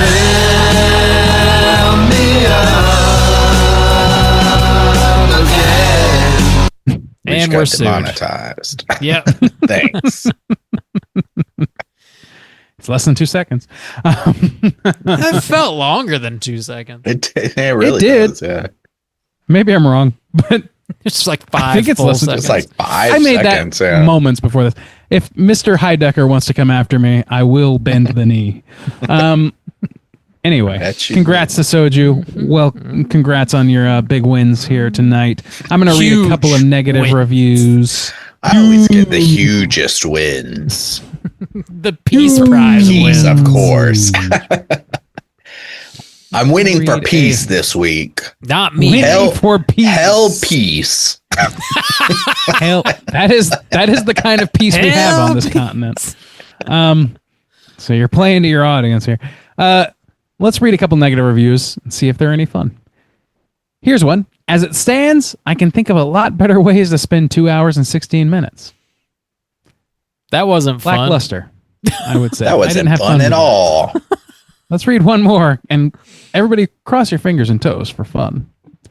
An ambitious misfire that might have worked if it had topped out at an hour and a half. If it had topped out at an hour and a half. Topped sorry. it out.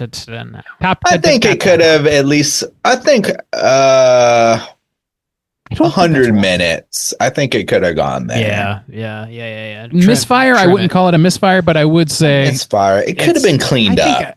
I think it's Could've been 20 to clean. 30 minutes too long, at least. I think so. Yeah. I think so. Yeah. But But I think to trim that out, you got to like take an element out. I think almost like one whole element needs to kind of be trimmed out. I really think you could find that in many of the gaps. Like, I feel like there's a lot of little moments that don't necessarily add a lot. Like him Like in a his second house here, a second getting freaked there. out, and like the greaser kid, like get rid. There's some shit you could just take out. I kind of like the Greaser Kid, but I could see, yeah, that's the kind of place I'd find it, though. Those places. Yeah. But anyway, the greaser that's kid it for leads him to Rotten the Meat. hospital and to the. Yeah. to the I don't know why he's a camp. greaser. There's nothing about him that's It's greaser. very But strange. whatever. Yeah. We're just Well, calling him like that. his attitude, the way he speaks, Yeah, he is kind very of weird. Yeah.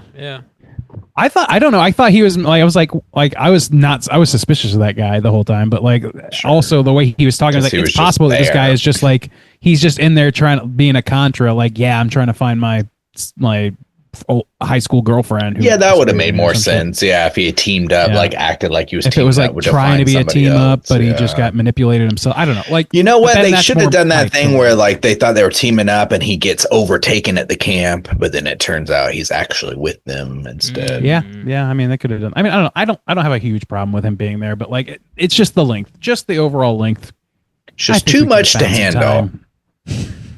I think we could have found some Just time. can't take it. Boys, let's jump over to some trivia. It's totally time for trivia.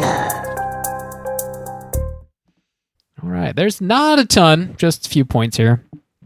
So, in Tibetan Buddhism, a tulpa is a materialized being or thought form, typically in human shape, that is created through spiritual practice and intense concentration.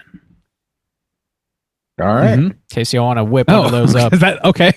You know? There's more to that. Yeah, no, I don't think that's the most common knowledge, but like Twin Peaks dorks like myself, we know a little bit about that. Whoa. Yeah, We know that's not a shit. brag. That's a humbling myself moment. We know some shit. And this was shot in 2017 and released in October 2020 during COVID-19 pandemic. It grossed $4 million on a $16 million budget, received largely negative reviews, but later did obviously gain a cult following, which is why we're talking about it tonight. Hmm.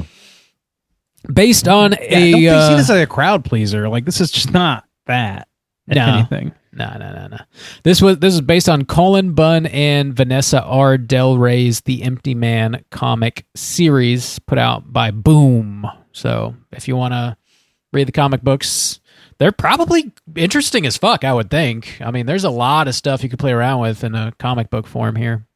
Yeah, Yeah, I'm sure. not sure what they cover in that, but I'll tell you this: like the Boom Studios production intro or whatever was kind of shamefully just the Marvel Studios intro. I don't even remember You guys it. notice that?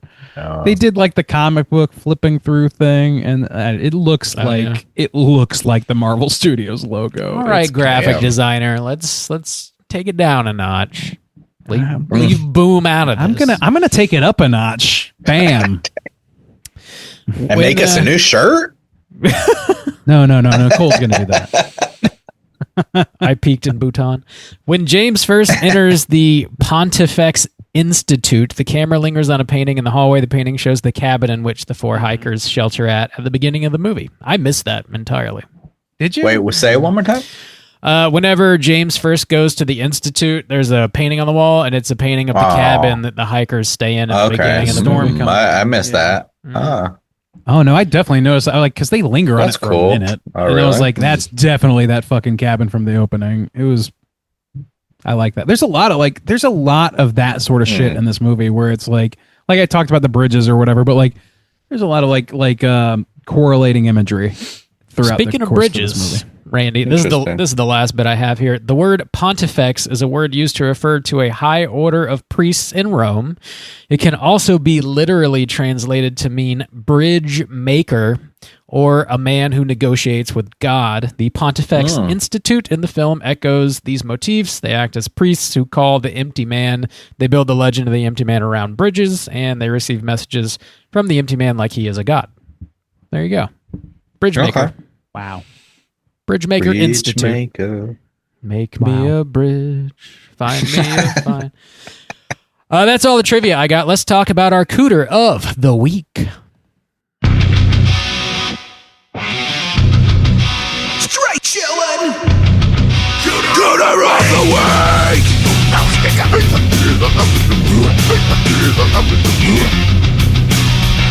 Juicy J, what is a Cooter and why are we hunting them? Well, sir, Cooter, that's a character type. Man, a straight chillin'. Legal exclusive. Legally binding exclusive. Yes, we're bound. Yes. Legally. Cooter has to hit 3 of these 5 points to be considered a Cooter. We want the Cooter with the most points. Got to have the biggest Cooter, boys. Well, you gotta have it. I won't accept anything less. I won't. The 5 points of Wives, Cooterdom are sexual deviance, manipulation, smug arrogance, overall look and attire, Bobby, okay, and overall Widest. patheticness, the widest. I don't know about that. Boys, is there a Cooter this week? Old Dick Tip herself? I mean, the whole cult. Maybe actually, you know? that's a good point. Well, let's start with Cult, old Dick because they Tip. kind of Look and all- attire, that haircut needs to go. Damn. That haircut. It's Like not I remember good. vividly, Bob. I could not stop thinking about your mom calling you a dick tip I'm sure. back when can you had never a stop somewhat similar thinking about haircut. that. It wasn't that. It wasn't that. It wasn't bad. quite that bad, but it was in the realm. I mean, it's My just a haircut was middle- circumcised. A middle part. you had a part, and she did not. I don't know how you get by on the Will Byers haircut as an adult person of any gender or description, but she tried. She sure tried. Yep. So looking at attire, got her. Manipulation, yes. Check. Yeah. Absolutely, she created a dude. I would Which say is smug weird. arrogance too, because like their whole thing of like they just want to cause death and destruction, right? I mean, Yeah, I would say so. pretty they smug. want all people to die and yeah. become one with the oneness, the binding or whatever. Like that's Yeah. just classic cult shit. Yeah. So- Sexual deviance and patheticness are left. mhm. Sexually deviant? I don't think so. There's nothing really No, I don't too see anything like sexual that, in yeah. this movie. Pathetic? I mean, she creates a dude by thinking real No, hard. and she doesn't like lose out on anything. She kind of gets what she wants. She Yeah. ultimately Like, she- kind of no, like- achieves her goal or whatever. Yeah, she's the linchpin piece in a grand plan that goes kind Yeah. of perfectly. So I Yeah. don't know that she's pathetic. That's 3 out of 5 though, so counts. 3 out of 5 is something. Counts. Yeah, we got her You ass. can lock her up. And I think generally, like just being a cultist. Yeah, I was also going to pose, but I think it represents the whole cult of like Yeah. the preacher guy. Yeah. You know, I mean, it's just the manipulation, the smug arrogance. I think those two go hand in hand here. For sure. Yeah. But yeah, I mean, it didn't seem like any sexual things were going on as far No, as I remember. Not What that a we saw. waste, am I That's right? good, I guess. Oh, jeez, you didn't give a half star for the Yabos in this. Were there by the Yabos way. in here? Yeah, the when the girl was like killing herself in the sauna. Well, Oh, yeah. yeah. Well, yeah. You know what? We'll say it's baked in because I really kind of wanted to give it a 3.75, and even then I thought about changing my score back. So we'll just say it's baked in. Now it's baked in. Okay. So wait, but you gave it a 4, right? Yeah, I gave it a 4. Yeah. So we'll just Isn't say it a it's half star a for the quarter star. So it's, Oh, you're giving it a quarter. So we're really drawing lines around your code. I thought Well, you were then a man fine. of I'm changing my principles. score. 2.5 plus half star. Okay, great. 3. At least I know I can trust your integrity now. Mr. Peace I'm a peaceful man, so I've got a lot of integrity. I'm a It man takes of a lot integrity, especially when to it do surrounds peace. the breasticles of human beings. If you want to do peace, you gotta have integrity. I lost all my integrity in Bhutan. You want to do peace. in Bhutan. When I you wanna peaked in do some Bhutan, I peace. lost my integrity. I just left it all behind. Left my integrity in Bhutan. Put it on a bumper Integrity in sticker, Bhutan. dude. That's the T-shirt. That's fucking hilarious. My integrity in Bhutan. It's just like a bridge. There's a bottle, a bridge, signed the empty man. You know. If you know, you know. Dude, that'd be deep. That'd be so deep. Oh man, That is a T-shirt for like just us, like The like and three one of other- us. yes, Yeah. yes. And the library. Nicole, can get have on one it. Too. Outsourcing. Oh man, Oh, boys. I think we got the Cooters. I mean, the whole Yeah, cult, we got the Cooters. Yeah, we that got them. shit's wrapped. Lock Wrap 'em it up. up. Lock It was 'em up. confusing too. So, like, was he really talking to the mom? How could she not know when he calls her? Dude, I don't He's know. had conversations with her for 3 days. I know her They daughter almost- is missing, and he's trying We to saw help. it from his perspective. Everything we saw is from his perspective. So if his perspective is being informed by But he the has the manifestations number. of cultists, But like, So he what- calls the right number. He's got it. I don't think we can trust anything that happened to that guy. I I don't guess. think I any was of like- that necessarily happened. like he's doing things for 3 days, but is Is he not But is- doing is he anything? not for really days? talking? Maybe he's not. Maybe he's maybe sitting in that nothing fucking chair happened. the whole time Yeah. and imagining Maybe. these things. We don't fucking. That's the ambiguity part. Maybe. yeah, it just feels a little loosey goosey. Is all. 2.5. Plus a quarter star. Bob, go back and change it. All right, I will. I will. I know. I'll do it. Boys, it is. It's been brought to our attention recently by at least a handful of people that what you've been watching is fucking It's important. essential. Is essential to Extremely straight important. chili. So let's talk about what we've been watching this week. Hey gang, what you been watching? Randeezy, what else you been watching? You know, I'm so sorry to say it's been light week again. Just a lot going on. Been continuing on the Pit season 2. Man, this show is great. It's a great show. I'm caught up to speed, and man, I really love the performances in the show are incredible, and I'm excited to see where this is going. The way this last episode ended gave a very clear direction for the rest of the season that I felt like this one was lacking, and I felt like it was coming, but it just hadn't happened yet. So this, what is it? Episode like, Bob? What is it? Episode like 7 or something? Maybe 8 of the season. Season 2, I'm only on like Yeah. episode 4 of season Yeah. 2. I just don't. The most recent release is like 6, 7, or 8, something like that. Yeah. And it gave like more of like an overarching, a bigger arc to the episode, to the season rather. Excuse me. Well, And I'm excited to see how that goes. Good shit, amazing shit. Honestly, I'm very happy with this show. I'm glad that it's out. I've been beginning a rewatch of Twin Peaks, starting with season 1, few episodes in, and this show is so fun to me. And like, as I'm watching it now, like for like the 4th time, I'm also like trying to see it from a first timer's perspective, and I kind of feel like there's definitely a part of me that's like watching this for the first time in 2026 has got to be less impactful than watching it even a few years ago, because there's so much good TV that is informed by the way this is structured, this first season in particular, that I feel like I just feel like it's not as novel as it used to be because it has influenced so much. So like there's something unfortunate about being as seminal as it is. But I'm still enjoying the fuck out of it, and it's got some great nostalgia vibes. And god damn, I want to go visit the Pacific Northwest again. I love that part of the country.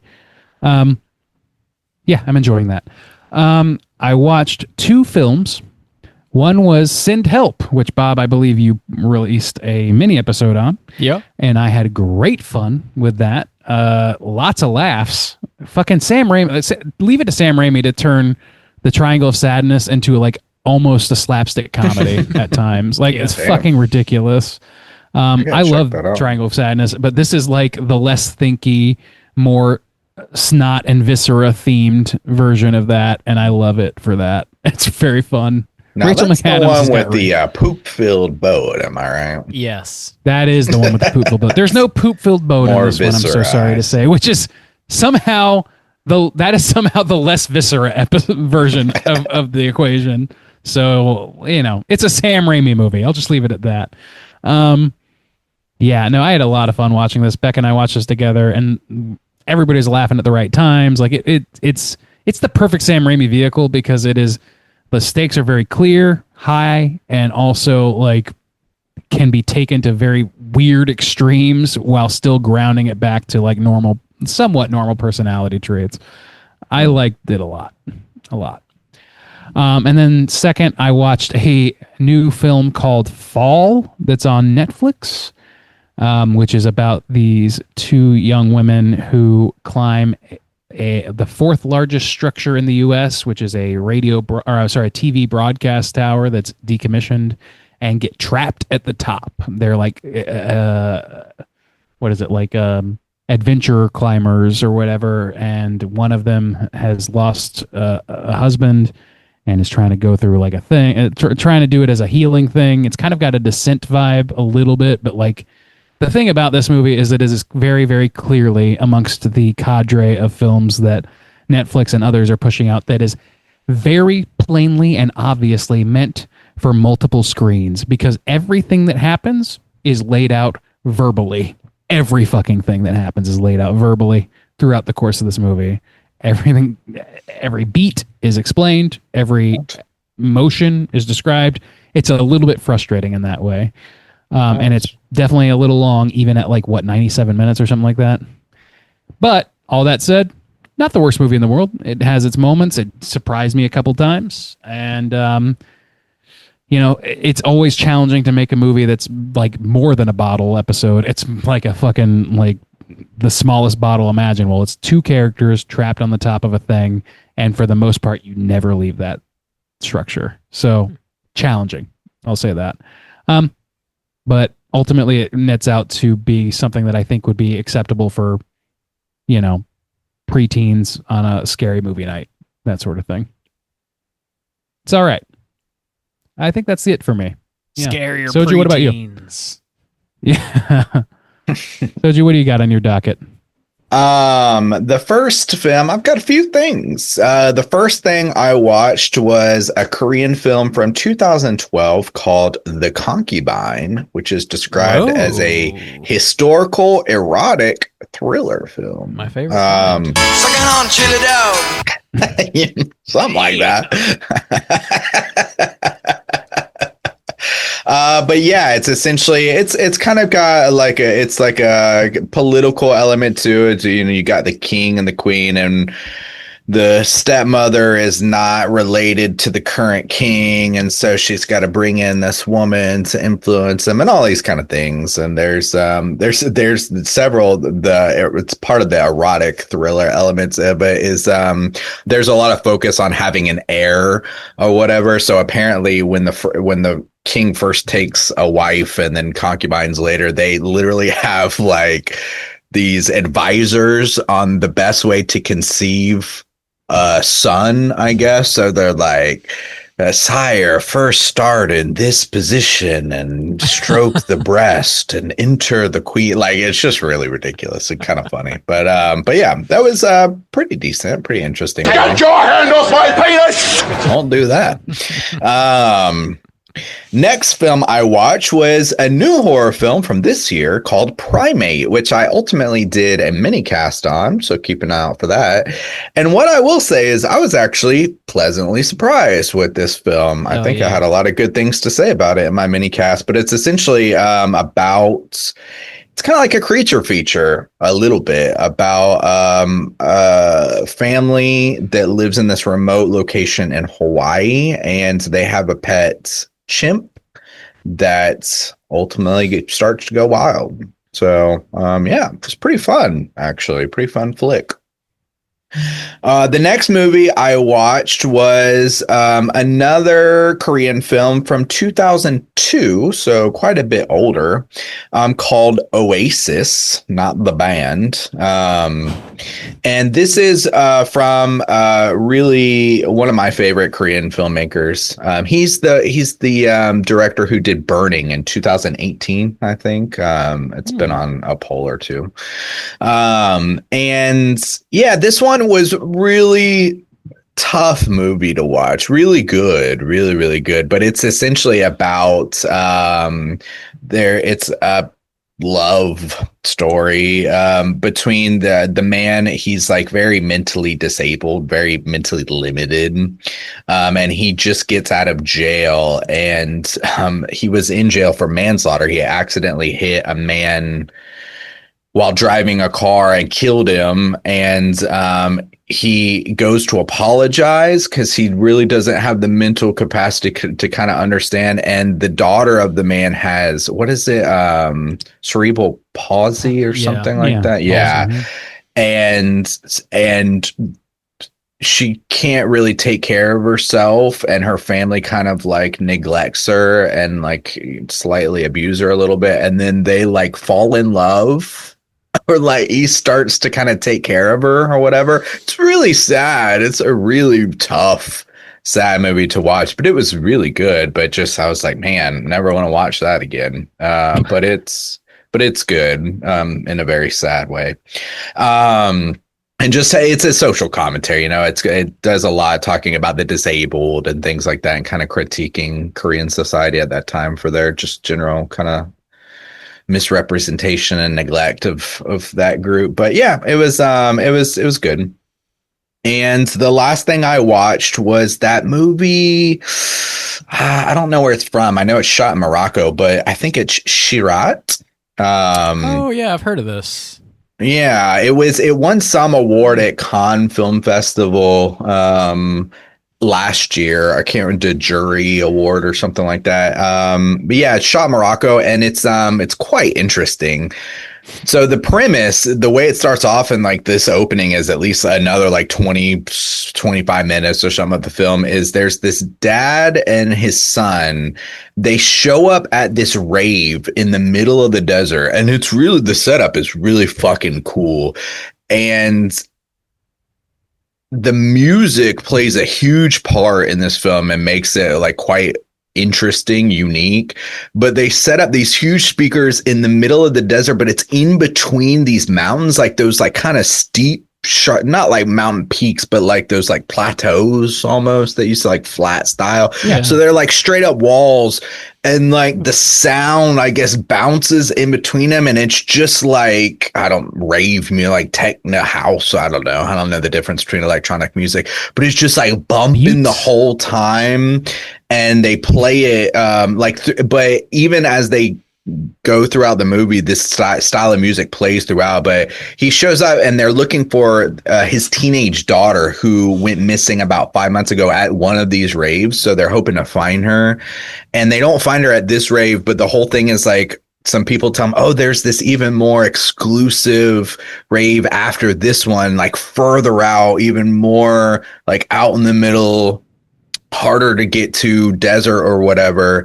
And they decide to follow this group of traveling ravers to get to this rave to look for his missing daughter or whatever. And it's like a shot in the desert in the mountains, and they're driving a lot. It's like kind of like a road trip movie, and it's quite interesting. And the sound design behind it is really good. It's it's dramatic and sad type of movie, but it was good. in general.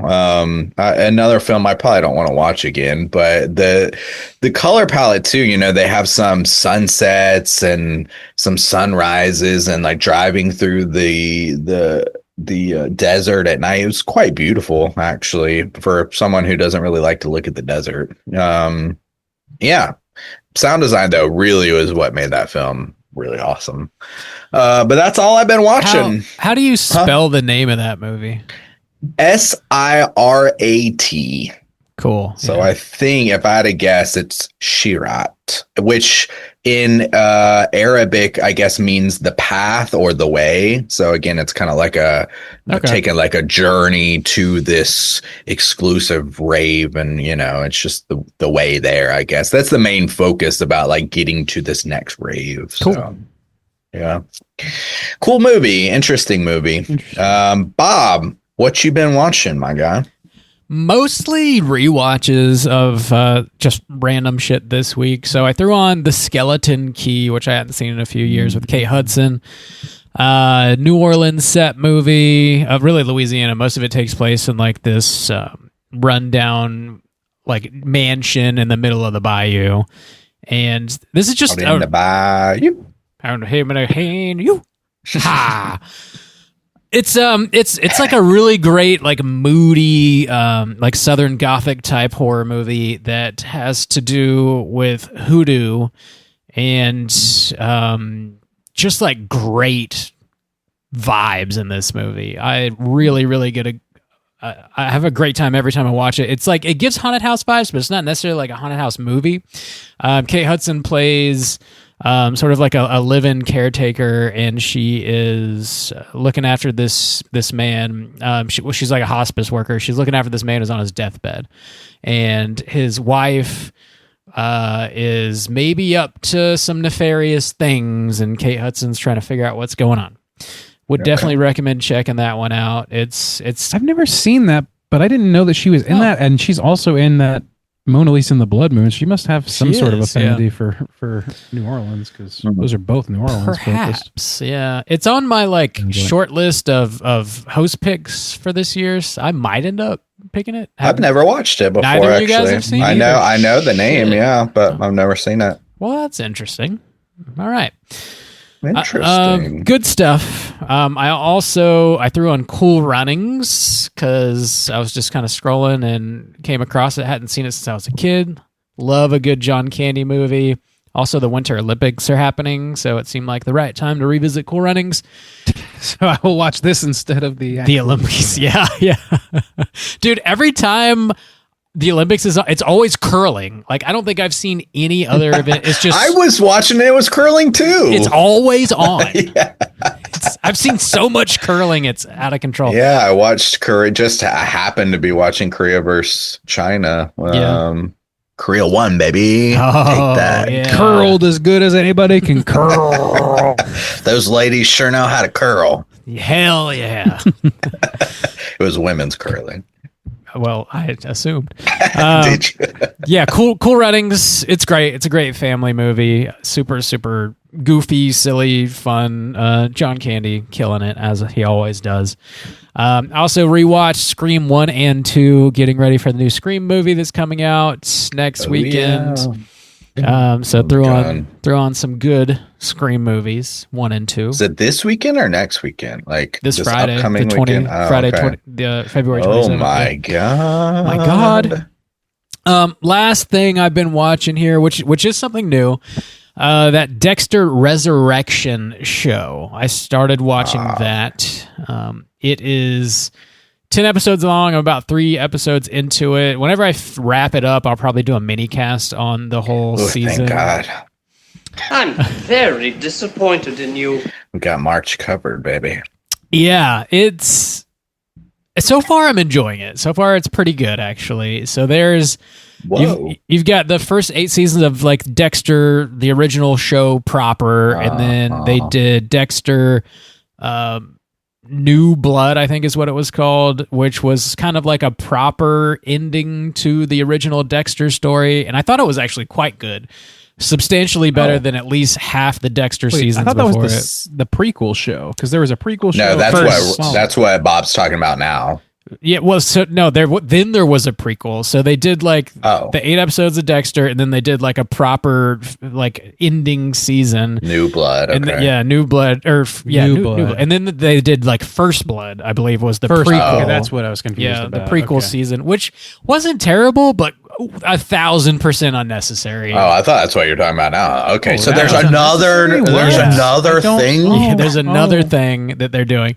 So at this Dexter Resurrection picks up immediately where Dexter New Blood ends. So the ending? They ended the show twice, and now they're like, nah, we're just gonna keep rolling. Jeez. So it's got what's his name in it still? Michael C. Hall is playing Dexter in it still. That dude deserves to have some other role. Yeah, has he done anything else? Aside from 6 Feet Under, which is far superior. Which is great. Opinion. Yeah, that show's fantastic. Oh, yeah. He was also in that one horrible fucking action movie, Gamer. Yeah, where he's the bad guy. I remember him. Those are the only things I can think of. I remember The Dark Knight coming out and people posing him as like a good Riddler cast before The Dark Knight Rises. That's such an interesting choice, actually. I know, and that's the last thing I remember. Oh, I hope this guy gets an opportunity. Yeah, I don't but know. That was the fucking, I don't know. He had to have done 12 years something ago. else, but I really couldn't say what it was. He was in a really good thriller, actually, Cold in July. I don't remember when that came out, maybe like 2010 or something. That movie's worth a watch, actually. Cold in July, check that out. But Dexter Resurrection, such a good actor. I just want to see him in more good shit that's not fucking Dexter. Damn, dude. He's doing a good job in Dexter Resurrection so far. It is so the original showrunner, the guy, I forget his name, he did the first 4 seasons of Dexter, which are the good seasons, and then he didn't do 5, 6, 7, or 8. And then they brought him back for these other weird 3 seasons that they have done, which have been pretty good. You've done 3 seasons of this new thing? No. The 3 that I just described that are all different. This is very confusing, I understand. So all of the new shit is the First Blood, the New Blood, and Resurrection, he did all of those. Yeah. Okay. So Resurrection takes place in New York City, and get a rope. Still getting into it all, but the cast is really what kind of drew me in. They got Uma Thurman in here. Wow. Peter Dinklage is in it. There's a handful of other people that I don't remember because I haven't actually gotten to them yet. I don't want to like spoil anything for myself, but I know that the cast continues to be kind of mind blowing. So yeah, I'm enjoying it so far for what it. I think if you have seen the original run of Dexter and you enjoy the first 4 seasons, it's worth watching. If you don't give a fuck about Dexter, don't like jump in with this. Just don't watch it. It's probably not gonna do a whole heck of a lot for you. The best Dexter seasons are still to me like okay. Yeah. Yeah. So I don't see this blowing my dick off. It's definitely not something that I've revisited in years. And it's something that I loved back in the day when it was airing. And it probably is kind of like what you were saying with Twin Peaks. Like we've seen so much other prestige television that like it wouldn't hold up, but I don't know. I haven't really rewatched it. Anyway, that's what I've been watching. We do have a handful of voicemails we got to get to, so let's run that Hotline Screams. Hotline Scream.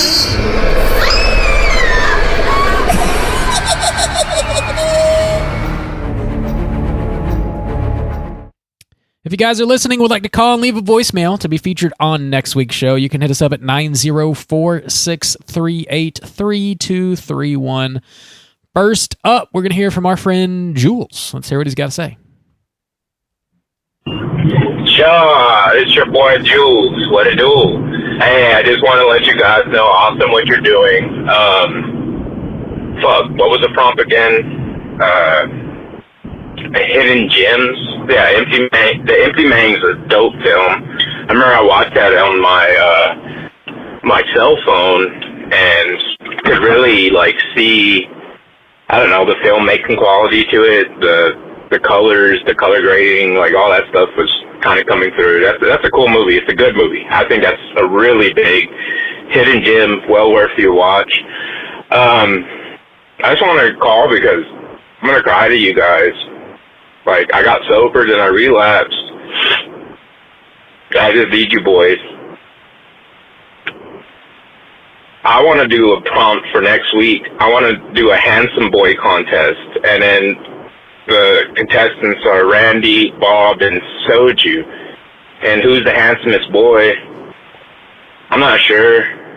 If you put up pictures on your Insta, I mean, I can look and then, go from there.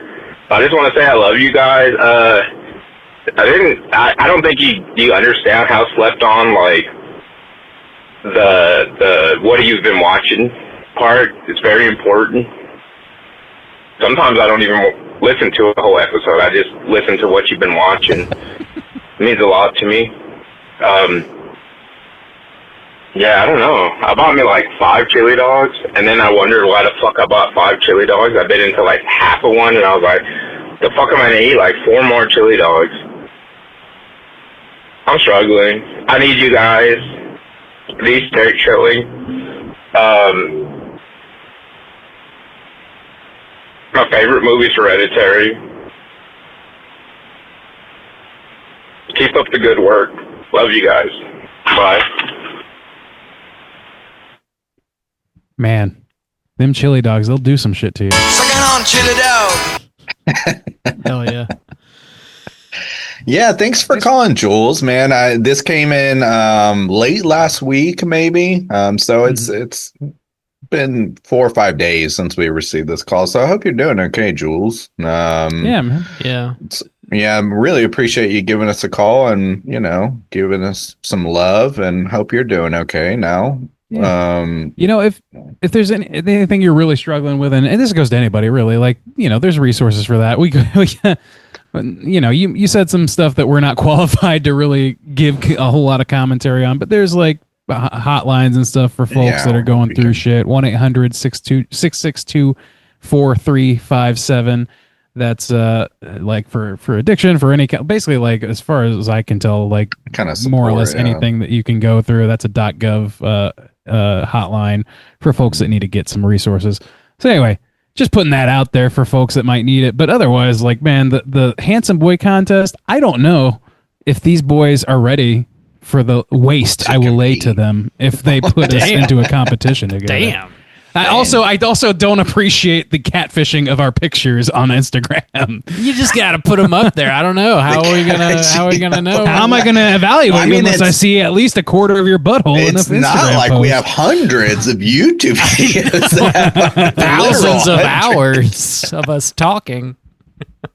Look, a if you quarter look of hard your enough, our butthole. beeholes are out there. A quarter? Yeah. How do you? I mean, it's Just a partly quarter. our problem for never, delivering on that straight chilling calendar that we were supposed to produce and put out all this. We're just naked as hell, covered in blood, or chili wearing dogs, our cutoffs and our, camp rollerblades. Oh man, cutoffs. We're doing car a washing my Trans Am. sleepaway camp baseball photo shoot. One day, baby, one day. We'll get there. One day somebody will offer it to us. Yeah, we won't have to do it. We actually, I guess for a calendar, we'd have to do each month would have to be some film representing that season, right? So we got sleepaway camp for the summertime, but we can't be having. Yeah, but the real value is the quarter of our buttholes you can see. Wow. Okay. We do like sexy Halloween costume versions of like a different thing for each month that like correlates to that month. Like slutty cupids for February, or whatever. Women in Horror Month is going to be a little strange. But Slutty Eskimos for January. Whoa. Slutty little leprechauns for March. We'll get there eventually. My pot of gold is If I one had a quarter nickel of for my every time I was butthole. called a slutty little leprechaun in my life. Slutty little leprechaun. A slutty little tree for April, Thanks for calling in, Jewel. Yeah, thanks for calling, man. Yes. Yeah, I hope you're doing all right, buddy. Take care of yourself, and do whatever you need to do. But yeah, thanks for calling in, man. All the love right back to you, man. Who the most handsomest boy is? It's Jules, hands down. Jules is Oh, the winner. wow. Panderer much. Somebody's looking for that vote. And Somebody then wants me the next second. Peace Award. Oh, The man. handsomest Peace Award is going to. Handsomest piece. Can't have peace without handsome boys. That's what I always say. Do it. Yeah. You gotta have something good to look at while the piece is happening. That's the key, really. Next up, we're gonna hear from our friend Midnight Mike. Let's hear what he's got to say. What's up, boys? Midnight Mike. Meant to call in last week, but just been too damned busy. So I'm going to try to get through all this. The Friday 13th Part 2, Bob, great. Thank you so much for picking that. It's a great movie. But I do have to agree somewhat with the librarian. Friday Part 3 used to be my favorite. I always loved watching Part 1, 2, and 3. Thought it told the story really well. But after rewatching the entire franchise a couple years ago, I think Friday Part 4 I just love everything about that movie. And little Corey Feldman and that fucking dog just yeeting itself through the fucking second story window. It gets me every time. What were you talking about? Slashers, not the big hitters. So a couple of years ago, I read the Indian Lake trilogy, starting with My Heart is a Chainsaw. If anyone knows anything about it, follow this character who she wants to be in a slasher, and she references slashers all the time. So because of that movie, or those books, I watched the Bay of Blood, which was not good. I will never have to watch that again. She also referenced Curtains, which is a great winter slasher. And if I didn't fuck up my U-pick in the beginning of the year, this is what I'm going to pick eventually, but Just Before Dawn is... no one talks about that movie, and it's got the best final girl kill ever. What else we got? Low-key, Freddy's Dead. This fucking movie is great. It's just watch it and laugh. That's all you can do. Yeah, again, back to the librarian, Empty Man. What a great movie. It's just, I guess it did fly under the radar a bit because the way it was released and all the crazy shit that was going on in the world. But yeah, I'm looking forward to hear you guys talk about this. It's a great film. And lastly, I think you said something about low-key horror movies that people don't really talk about. Cube. I think it was from the late 90s or early 2000s. I think it was late 90s. But that movie, no one really talks about it anymore. No one really talked about it when it came out. And if you haven't seen it, you should see it. But all right, that's it for now. Bye. Ooh, covered a lot of territory on that one. Yeah, man. Cube is episode 12 of Straight Chilling, which if you want to listen to I remember watching that in at your parents' house, Bob. Dude, that movie is solid. Yeah, that's a good one to call out as far as like hidden gems go, because it does seem like maybe a lot of people haven't seen it. If you want to listen to that episode, though, you got to go to our website, straightchilling.com. It's in the archives. You can't find that on iTunes or Spotify or anything like that. Yeah. But, yeah, episode 12, man, that shit's wild. I had to look that up. I was like, I know we did it a long time ago, but like how long? 12 is crazy. Yeah, I thought it was in the 60s or something, but... Yeah. Just Before Dawn, that'd be a great you pick. That's a blind spot for me. I know I've heard it referenced a lot, but I don't really know much about it. So good luck, man. Yeah. Pick it if you can. Pick it up if you can. I love the Friday the 13th Part 2 love. I generally agree, though. I think Part 4 is probably the most complete Friday the 13th movie. Like if you had to pick one to watch, like that's a pretty good representative sample. Camp vibes and a decent comprehensive story and really like some actual kills. Characters with some depth. The impotent hunter is there. Of course, that's the the impotent. Oh god, another joyless climax. You know, classic moment. Oh god. Dude, that killed us back in the day, man. That shit was funny as fuck. Did you guys see that we had one more call? Just yeah. We got one. Oh, more. okay. Yeah. Is that cool? You got time? Yeah. Okay, cool.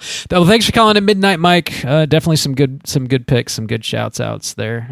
Always good to hear from you, man. Hope you're doing well. Last but not least, we're gonna hear from our friend Nicole. Let's hear what she's got to say. Hey guys, Nicole from Light and Shadow here. I was just calling to say that I really enjoyed the Freddy's Dead conversation. I love it when we can enjoy a bad entry. It can be just as fun as enjoying the classic great entries. And so my question to you is, among the big three franchises, Halloween, Friday the 13th, Nightmare on Elm Street, if you had to pick a bad entry from those three, which one do you prefer? Now, everyone has their own opinions about which is the worst, but let's say, for example, you had to pick between Halloween Resurrection, Jason Goes to Hell, or Freddy's Dead. Which one are you reaching for among these franchises? Or do you have a favorite bad entry from an offshoot franchise? Like, for example, I really like Hellraiser Bloodlines, the one where they, quote-unquote, go to space. I think it's a pretty unique, inventive, and enjoyable bad entry. So I can't wait to hear what you have to say. And until next time, boys, stay spooky. Some pretty broad topic there. Yeah, good questions, Nicole. Bringing the heat. Yeah, for sure. I'm going to answer the first question as I understood it when she started speaking, which was pick a film from pick a film from one of those franchises that is bad, but you like it. I've already said that I kind of like Freddy's Dead. She provided the three that she would consider the worst, and I think she wanted us to pick from those three, is how I took the question. I can do that too. I pick Freddy's Dead out of those. Well, there you go. Yeah. Pretty easily. Because I was going to say, I was like, Freddy's Dead, I already like that. Like, I like a lot of the bad movies out of all this stuff. But like, speaking of Halloween, I think I'm like probably alone in my principles and liking film 5 out of that franchise. It is much and appropriately maligned entry, but I just love the Jamie Lloyd stuff, and I have such nostalgia for it. It's deep nostalgia for those particular two films, 4 and 5. That's a rough Halloween movie. It's kind of boring more than anything. Yeah, that's completely fair, but I just love it. It has some cool moments. That party and like the barn, and they chase him. He gets in the car. It's got like a ground level, basic level Cooter in the greaser jacket guy who gets pitchforked to death, like that guy. Yeah, it's pretty good. Yeah, there's some stuff. So picking between Halloween Resurrection, Jason Goes to Hell, and Freddy's Dead, I would go Jason Goes to Hell. I've got kind of a soft spot for that movie, even though it is bad. But I find it to be entertaining, more entertaining than the other two. Then I would go Freddy's Dead probably, and then Halloween Resurrection, because that movie is so bad. But you can laugh at it. You can have a good laugh. Oof! I got to pick between those three. Yeah, that's what she offered. So I mean, we've all answered it so far. Yeah, I guess I'd go that same order, I guess, but that's I'm shocked. I thought you would choose Resurrection first because you laughed so fucking hard at that movie. Resurrection, yeah. I was thinking Paul Rudd. Shit. That's Curse of Michael Myers. Well, then, yeah, I probably want to watch Resurrection first and then Freddy, the one we watched last week. I didn't get as much out of it as y'all, and then I really didn't like Jason Goes to Hell. I really didn't like Jason Goes to Hell. Okay, I was thinking Paul Rudd Halloween. That's right. Okay. Yeah. Okay, that makes more sense. Oh, we all have different answers. That's interesting. Yeah. Cool. We're different people. Yeah. For once. Her second question was like, if we had a sequel in like a offshoot franchise that we really dig that wasn't the main three franchises, if we had any recommendations. Phantasm 2 comes to mind. That's a really, really fun sequel to the original Phantasm movie. Good shit. I'm trying to think of like long running franchises, and there's not a lot of them that I can think of that. I don't know, like off the cuff, I'm having a hard time coming up with some, but I will say that I have such a soft spot for the Puppet Master franchise because it was Puppet Master 1 was like perhaps the first horror film I ever saw. Maybe it was that, maybe it was Leprechaun. But the third one in that franchise is widely considered one of the better ones, and I agree with that. And it's just generally like I think the baseline of quality for that franchise is low enough to consider it just a bad franchise overall. So I guess I would say that just off the top of my head. Soju, you got one in mind?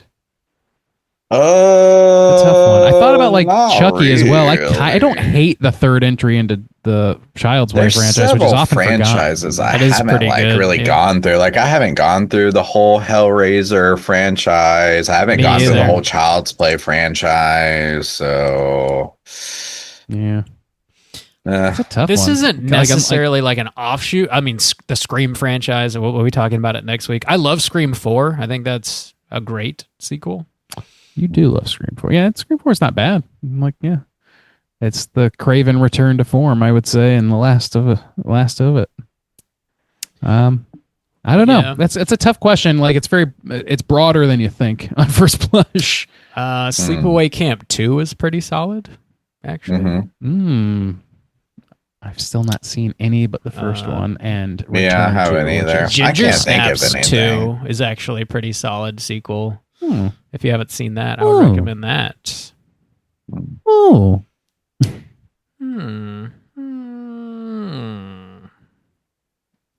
Okay. I don't know. Candyman 2 doesn't suck. 3 sucks. 3 is pretty bad. Yeah, 3 is pretty rough. Yeah, 2 is good. Yeah. I like it pretty good, yeah. Fuck. Man, yeah. It's tough to like, especially like finding one that like you can really stand by. Well, then I guess Aliens, of course, or Yeah. and even some of the Alien, like we've gone through most of the franchise, and some of those are pretty solid, Pretty good, actually. I surprisingly really like Alien Resurrection. I remember that. Yeah, And that movie's not good, but it's very entertaining. it was entertaining. Yeah, Yeah. I don't know. Like, Saw is pretty bad.